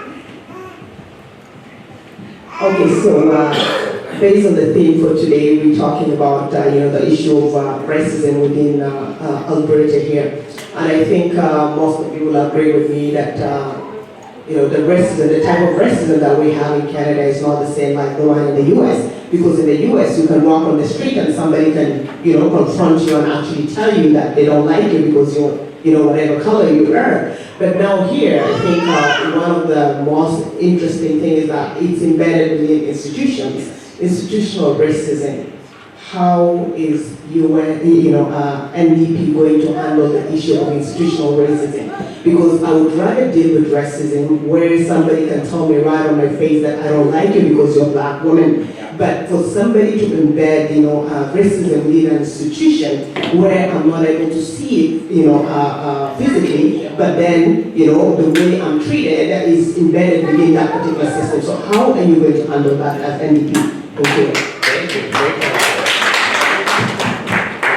Before you answer, can I just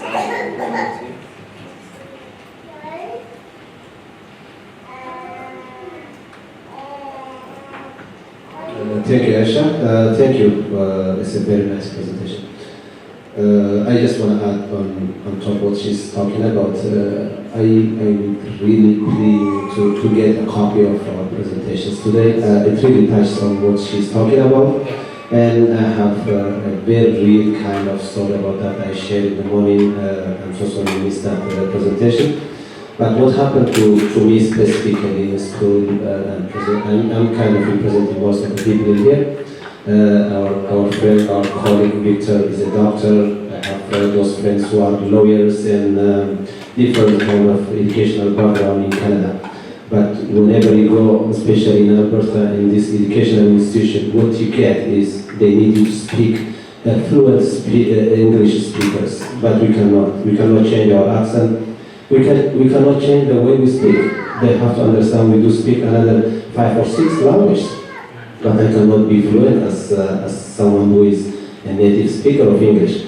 And that is the exactly words that I get when I came to Canada. I have a dream.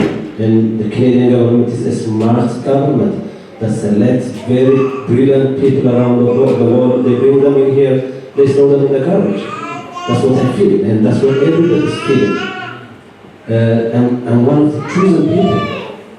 All of us were chosen to come in here because of our educational background, because of our own security clearance that we went through. But once we came in here, what we do is housekeeping. What we do is a low-paying jobs. Even if we need to go to educational institution, what we usually face is that I will just cut. You need to upgrade your English. And there was another word for that, you are a second language speaker to English. That's the words that we are getting from the educational institution. I'm just now asking, what is the role of the NDP in changing this systemic institution? Yeah, and these are really, really good questions and very loaded because that is the big question that has been, I guess, pervading our entire society for at least a decade, if not longer, because we're finally standing up. We're finally saying enough. We're tired of this. Our people have experienced far too much of this systemic or institutional racism, and we have to address it. And I mentioned earlier in my remarks that we will set up the first of its kind in this province, the Anti-Racism Act, which will establish an anti-racism office to deal with these types of things. My people have accents, also like very thick, especially if you're up north in northern Alberta. When they come to town, we talk about, we make this joke, it's a town voice. I use my town voice in speaking engagements like this because it's clear and it's not fair, because when I grew up on the res, I have a really thick accent when I'm home. You can ask my colleague over here, when I'm at Indigenous events, I have a different accent and I have a way different cadence of carrying myself.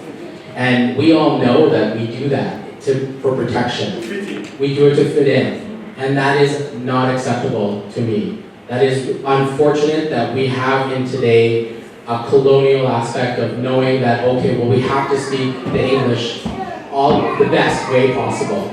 And that is not fair. In a country like ours, in a province that celebrates its diversity, that celebrates multiculturalism, we should be proud of the accents that we have. We should be able to use them in our spaces of education, of learning, of working. We shouldn't be admonished or punished because we came here and have a different way of speaking than other people. We should be able to use what language we have and what English we have to be able to support our communities. And you're right, that is something that we will have to work on, but that is something our anti-racism office can address. It can address the inequalities in hiring, the inequalities of systemic racism, of going to the doctor and the doctor not understanding us because they don't want to learn the way that our communities work. And that is not fair to our communities. That is hurting our children. That is hurting our brothers and sisters. And we have to stand up against it. But the only way we can do that is if our communities, our mutual communities of beautiful diversity stand together. That is where our strength lays, is your community and my community standing together to address this, because we're all facing it in different ways. The underlying issue is colonialism. It's understanding that there's this idea of white superiority, that there's good English versus bad English. It needs to be addressed, and the only way we can do that is by establishing this anti-racism office and establishing an anti-racism act to collect this data, to talk about these types of things, so that our kids can live in a better Alberta than we are right now. And that is my commitment to you. So thank you. I do have to get going. Door knocking has to happen. We need to go and change minds, get people out to vote. And if you have not voted yet, advanced ballots are open today, polling stations. There's just one right over here at, I think, right over here. Yeah, right here. Go, if you're done, if you haven't voted today, go to show your ID. If you don't have your ID, you can use your bank statements, you can use any piece of mail that is an official letterhead with your name and address on it. So please go vote. And if you can't vote, then your Monday is election day, 9 a.m. to 8 p.m. Please go. Thank you so much, everyone. Much luck to you all. Don't run away first. We have one more question for you. This is the last. We are not taking it hard on you. Two questions. It's supposed to be for you all, the candidate, Liberal, UPC, and we're the only one that showed up. yeah, unfortunately just you, so we're gonna take it on you. I think that speaks volume, folks. I have three questions for you. One has been already answered, answered kind of, and also asked, but two are still there. One is, we have people who studied here in Alberta, in a college, in Northwest College, in University of Calgary, in CDI College, in University of Alberta, but they are still undermined because two things. Because of their color, but most likely because of their last name or their name. For example, my name is Bakote. Okay, so once you see in your office that my name is Bakote or Bako or anything, so typically you will just take the resume and put it in a garbage bin. So how are you going to address that? This is not just for you, the NDP, but anyone who's going to come tomorrow to be our government. That's one question. Second question is, we have a lot of homeless nowadays, which I've never seen ever before in my entire life since I stepped here in Edmonton. We have homeless just even as the riders, bus riders, we are scared of getting to the bus. We have security guards, but they are not enough to do much more to secure the place. They have, they can still do that, but they don't have the ability to have the manpower to do their job. What are they going to do about that? I wasn't homeless, but I kind of like tried to be homeless sometime back in Ontario, in Toronto in particular, where I kind of like mixed up with the homeless guys, and I ended up going to sleep in one of the shelters. It's a true story in Ontario, and I noticed that some of these homeless, they are not really homeless. They have PhDs. Some of them are doctors. Leave alone them, like the immigrant who just came, but some of these people, they were born and raised here, but they end up being homeless because of either they are being discriminated against, or they just kind of like don't have the ability to afford paying the rent, or they just kind of like have domestic violence at home, either by their wife and then they end up on the street, or by their husband and also they end up on the street. So how are you as a government going to address that? My third and final pledge is not something that questionable. There's a war that's been going on in Sudan for the past 1 month and a half now. And it's just no difference between it and the one which was in Afghanistan or Syria. But I believe, I'm not talking about because I'm African-Canadian or African-American, but what I'm seeing in Sudan is way too much than the one in Syria or the one in Afghanistan. I'm not talking about Sudanese, but our job as a Life at Zero is to be able to sponsor refugees. Now we have a lot of, there are a lot of refugees in Sudan, all over Sudan, from Eritrea, from Ethiopia, from South Sudan, from Congo, from Central Africa, you name it, even from Syria itself and from Yemen. So as a government, be it NDP, UCP, I'm not saying that talk about on behalf of the UCP or Liberal, but the question goes to you all as a candidate. What are you going to be able to do for those trapped refugees? First of all, they flee their country because of the security in their country or because anything that happened to them in their country. Now, the sick refugees, which Sudan used to be a haven for refugees, but now they get trapped between the war. They don't have nowhere to go. Whether to go back to their home country or go anywhere. If you go to South Sudan is insecure. If you go to Ethiopia is insecure. There's a war going on there. If you go to Eritrea, it's another problem. Eritreans are not allowed to go to Ethiopia, even if you're a refugee. Ethiopians are not allowed to go to Eritrea, even if you're a refugee. So, what can NDP or the government do for such people? Yeah, thank you. So I'll address them in turn, if that's okay. I'll go 1, 2, 3, if that's okay. For the first one, about the name thing, I'm an employment lawyer, and I've been doing this for a long time now. I've learned the ins and outs of how employers can do that. And it happens not only to your people, but also my people. If somebody has the last name Little Chief, they're not getting hired. Their resume is going to be passed off. And I know that that's an issue. One way that we can work on it, and I can't make this policy commitment, but one idea that I do have is to address it through employment law. By making sure employers are equitable. If they get an application, they must review it. But there's only so much you can do to make private employers do that kind of stuff. And employment law is one way of doing it. Strengthening our labor laws, ensuring folks are supported in the workplace, so then that way they don't experience that kind of racism. Because that's a systemic racism type of thing. It's one that you don't see, it's one you don't hear, but you know that it is there because it exists, because our people are not getting hired in these roles. So I'll commit to working on that because I know it happens to my people as well.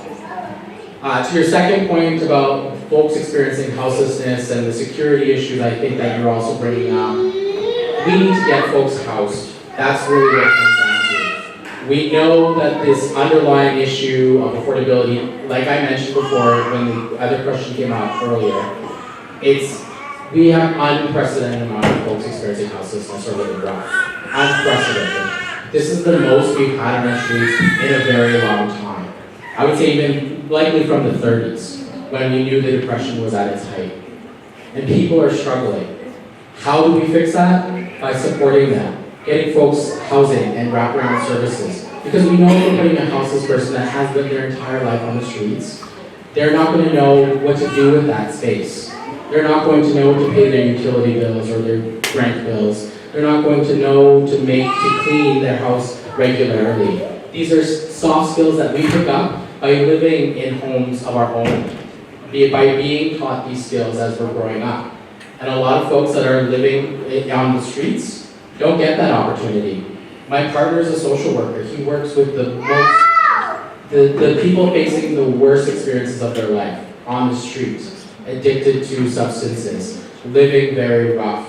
And when we're talking about making sure that they're supported, we have to make sure that they have every single service that's available to them to ensure they're not experiencing any further victimization by going back to the streets or going to jails. Because jails is just another way of getting people off the streets. And that's not humane, not in this country. People should be given a fair shot. They should be able to live in a home and safe in their own house. And we need to be able to get more folks in that. So our housing strategy will address that. We're going to get 40,000 more Albertans in homes with wraparound services as fast as we possibly can. Because we know, yes, thank you. We know they're struggling. And that's what I keep coming back to. Every single Albertan is going to be supported. regardless of if you vote for us, regardless if you're a blue person or an orange person, we will support every single one of us. And on the third point, that anecdote that I brought up about that person on the doors, I didn't want to mention where they were from, but he was Sudanese. And he was telling us that story about kids back home, boys actually, young boys, trying to flee, to go to Uganda, to be refuge, to seek refuge as a refugee. And they were gunned down because they were escaping by the government. And we know that this is not just a single isolated incident. This is happening all over. And we need to make sure that those folks are safe. Just as much as people from Ukraine are safe to come here, we should also make sure all people are able to come, regardless of the color of their skin. Because our communities are so strong and our diversity is what makes us stronger. So I would pledge to you that we would commit to that, because I know our team values diversity, values each one of our communities. And if you're working on bringing more refugees, we will work with you. I know Rachel and our team is committed to making sure that everybody can have a safe home. And if Alberta is that safe home, come to Alberta. So thank you for those questions. If you have to get to the doors, I really appreciate it. Oh, one more? Oh, we got more? Oh, two more, okay. I keep saying I'm going, okay, sorry, can it be just one and then I gotta go? I'm sorry. Yeah. First of all, thank you for your patience, and I know you got a campaign to run and doors to kick or to knock, and but thank you for being patient. My question is pretty straightforward. What is NDP doing to increase or to create awareness on civil engagements of Africans in Alberta? And particularly, I think you're running for Edmonton West Handay. Yeah. So is there anything in your platform that will encourage or engage? Because all this what we are talking about, if we don't participate in our civil engagements in Edmonton or Alberta as general, and the Africans, we cannot have a voice. We cannot make a difference. Yeah. So my question to you, is NDP having anything on their platform towards this? Thank you. So, great question. My answer, every single thing. Our commitment is to have ongoing consultations, to have continued conversations. I know one of our great candidates, Sharif Haji, who was the executive director of the Africa Center, is on our team and will commit to making sure that that happens. Because like I said, I value consultation. You can't make good law and you can't make good policy without knowing what the people that are going to be affected by it are consulted with. So yes, we will. That is our commitment. We'll continue that. And I know Rachel and the team are standing behind that. And how we engage, I don't know what that's going to look like. You tell us. You tell us how that looks like. We work for you. You're our bosses. So we will continue working for you and making sure that that happens. Thank you. All good? One more? One more? Okay, I can do one more. One more. This is the last one. So yeah, there was an initiative in Calgary whereby they had like community members that used to patrol with police on the streets. That's to maintain that, to maintain the lack of the biasness that sometimes happens with police towards other people or with discrimination. So that was in Calgary. So I was just wondering, do you guys have something in plans for that in Edmonton? I haven't heard of that. I do know that we're going to be hiring, for each police officer that we hire, so up to 100 police officers, we're also going to have a social worker, which is kind of similar idea. Yeah. Not quite a community member, but maybe that is something that we could bring along. And I'll run that up the pipe to see if that is something that we can pilot here. I mean, that is also municipal because Edmonton manages their own police through their board. If that's something that maybe we could talk with the city to implement, sure, I don't see why we wouldn't. It's a great idea. But that social work one is our definite commitment, which will help alleviate making sure that people aren't going to prisons and are getting the support that they actually need. Okay? So thank you. I do have to get going. I know we are done talks, but we also we have a young Oh, newly immigrant. Yeah, not really new, she's not new, but we want you to hear her so sure. That's great.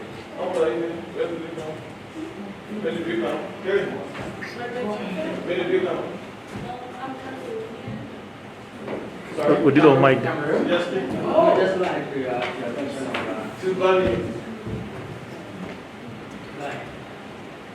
So I can't relate, but I saw the poster and it made me think about what we had at school. We had a racism presentation and the woman presenting about it, she said once she was small, she wrote her name for a job applied and they refused her because she had a black name. And I want to know if you can like fake your name, like if that happens, or you can just like let it go, like let it be, or you can just ask someone to change the last name with something else. That breaks my heart that somebody has to change their name to be able to apply for a job, to work. That really breaks my heart. But my community experience, I don't know if you caught that part, but my community also experiences that. If you have a super indigenous last name, if you have like Mahigan Little Chief or Mahigan Napeo, which is in our language very strong and a very important name. But when you're applying for jobs, you get passed over. And I would never ever tell anybody to change their name, ever.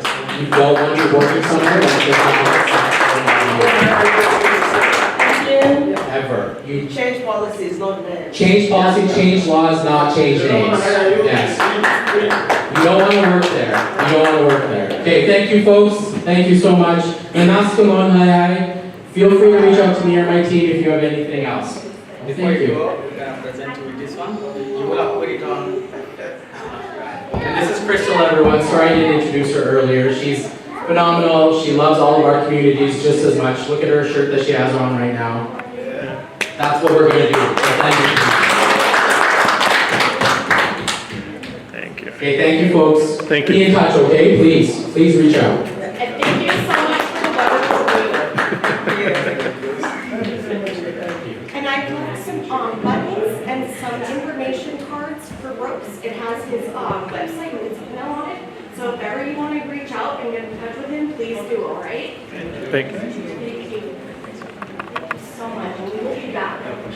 Next time, we will even bring in a shirt with us and we'll talk about his work and stuff. Thank you so much.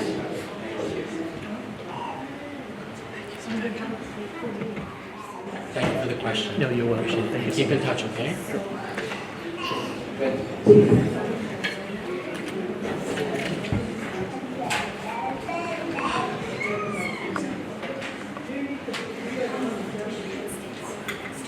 Wow. Thanks so much for our guest. Once again, we're supposed to have UCP candidates and the Liberal. But seems like they're either running behind the schedule or they're something too. Brooks is actually running in this particular ride where we're sitting right now. Anyone that have any question for me in particular?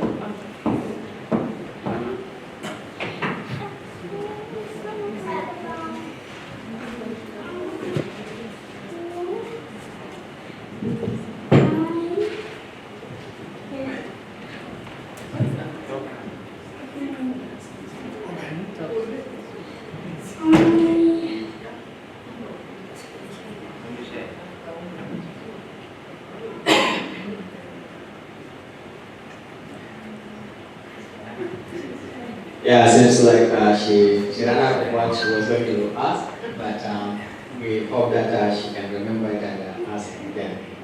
Anyone have questions for life material in particular?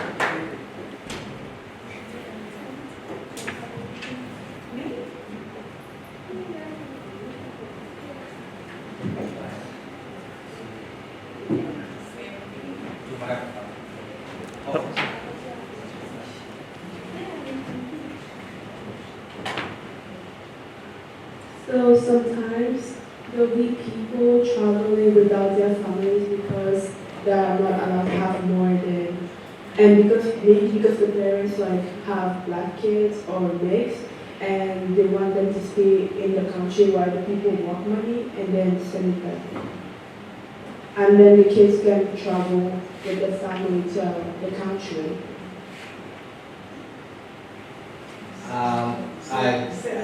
Say it again. I didn't catch it. Like if you're an immigrant and then you travel and then your family, like some part of the family will be affected, like to travel and come to this country, and like the remaining is staying back. I think that question goes to the government, not really us. Our job as LAZDS is I'm trying to catch what you were saying, but if I can answer that part from the question is like a kid traveling. So typically, what I know about traveling for the kids cannot travel by themselves. You are under 18, you cannot travel by yourself. Like it's like a family that's traveling. From where? From Canada or from back home? Like from back home to Canada. Yeah, that one is migration. Yeah, that one seems like they always your parent has to pay extra money for flight attendant to attend to you wherever you're coming from until when you reach your destination. Yeah. Somebody have to be at the door. Yeah.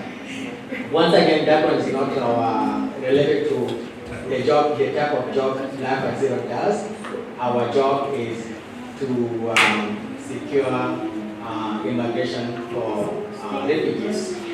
So if you're refugees, for example, get trapped somewhere and we are able to seek assistance so that we can help you to get to. So that one for sure, you might have to reserve it. That's a different question. Different people, yeah. That's immigration question. I think it's trying to say if maybe two parents they move to Canada, I think that's what she's trying to say. Yeah. You know, some parents they come, maybe they are built to bring some of their kids along with them. So I think that am I wrong? I don't know what you are thinking of mind. Yeah, once again, for that time, for example, if I want to bring my children from Uganda, one is 12 and the other one is 10. So what I can do is like, if I don't want to go there and bring them, so I have to pay their ticket, flight ticket, plus extra money where flight attendant will attend to them. So the adult in Uganda have to put them in the flight from door. And then I also, when they land here, the flight attendant is going to come and give them food. So technically, hand to hand. That's how it works. Sorry, I think she was asking a very different question. Yeah, so but I think it's just within the immigration policy, for the country. So maybe what is best is for her maybe to reach out to the immigration people, and then they can answer her more because that's not within the mandate of the organization. So it's beyond. Yeah, exactly. So now two people try to kind of like read your mind, but unfortunately it doesn't fall under our mandate. So it's different people that do it. You can call the immigration Canada so they can answer you out, or you can email them. They might be able to give you answer for that. My question is regarding Life-Based Development Society of Canada. So I just wanted to know, is it a multicultural society or it's a South Sudanese-based society? That's question number one. Number two, what are the kinds of activities you guys do? Based on its name, if you go to our website, you will find that we are multicultural. We are not South Sudanese, we are not Congolese, we are not Eritrean, we are not Ethiopians, and we are not any country. But we come together as African Canadian or African Albertan form came together across Canada as immigrant African Canadian to form LAZDS Society of Canada. What we do is we look, like for example, if you have somebody you want to bring, you can reach out to us. You can find the best way to do it. Again, we have experts here among us who does a good job, well done to fill up the form, and I promise you, to never return back. And I witness it. And we have testimony here that it can take time, between 1 to 2 years, but eventually your brother or any relative will be here. So that's how we do also, we do work with a sponsor, like for example, if you want to sponsor your brother or sister, we do work with you hand to hand to make sure that the process goes smooth. And if you once again, if anybody who is ready to do it, we demand something down, because we have to show immigration that this is what this person is going to come. It's going to go based on their name, but we will put our name that we are the one going to charge of it. So that's how we do. Again, if you have anyone that you want to reach, you can reach out to us, we will explain to you. Sound can explain more in depth to you than me. We have experts in it, like inside that know what they're doing. So. But how much down? That question I cannot answer. Again, reach out to Sound. He will tell you. And then our service, like technically it's like sponsorship of the refugees, it's free. It's totally free of charge. But they're going to do something that when the refugee gets here, it has to sustain them. Yeah. And then once again, you can still go to the immigration website and then read the chart there to explain to you how much is needed.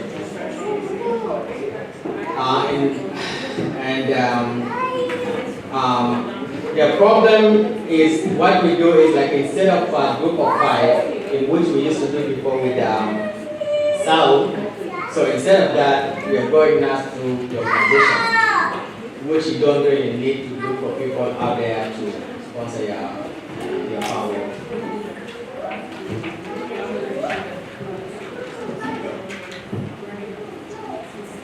We have a key in the back there. We don't know who is it, just in case if you're missing a key, just let us know, or you can just go and back there and do it. If there's no more question, I'm just going to close it with the mark here. I'm going to thank you all for coming. Our ICT in particular, I believe that was done a incredible job. You can't believe this. I think he went to bed at maybe 2 in the morning. And he was here at 8. So I wasn't even here at 8, but he was here. And also, let us not forget our cook. She actually spoke also. So Dr. John Rubena is our ICT, and Bibiana Wagure is our cook, who did a good job. And we are not forgetting our security guard, who's been guarding us, Charlotte Bonner.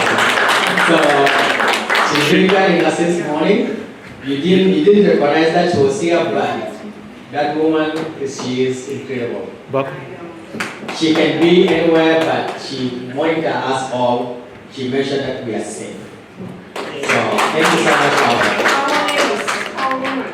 Yeah. So once again, we are going to host this program again in Calgary, and it's going to be all on Ayele. All on Ayele, from start to the end. So it's going to host that whether in this house, or rent for us hotel, or community hall, whatever it's going to do, it's on him. So the budget is going to come from him. Or Yeah, so I'm just joking. Anyway, yes, Ayala is gonna host the next conference, and it's gonna be in event. It's gonna be in Calgary. We're going to work with him hand in hand. You can hit refresh.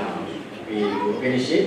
Once again, those of you that might be able to join us in Calgary, you're more than welcome. And it's gonna be toward lasted from anywhere between mid October to somewhere in November, just before winter.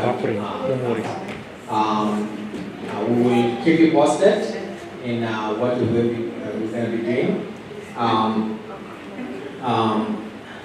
Go to our website, like our Facebook, Twitter, follow us there, our YouTube, comment.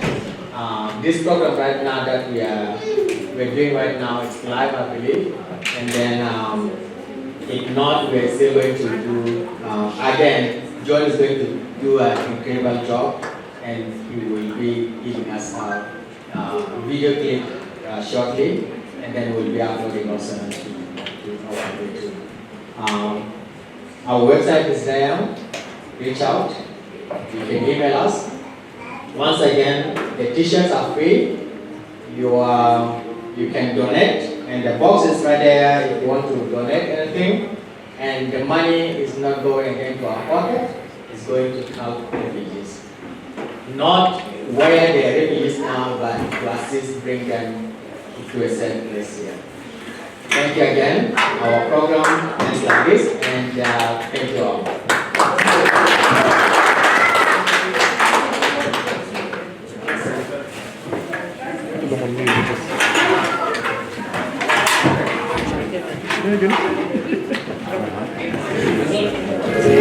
Şöyle koyuyorsun ama.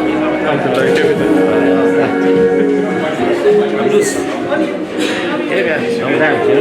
Tamam,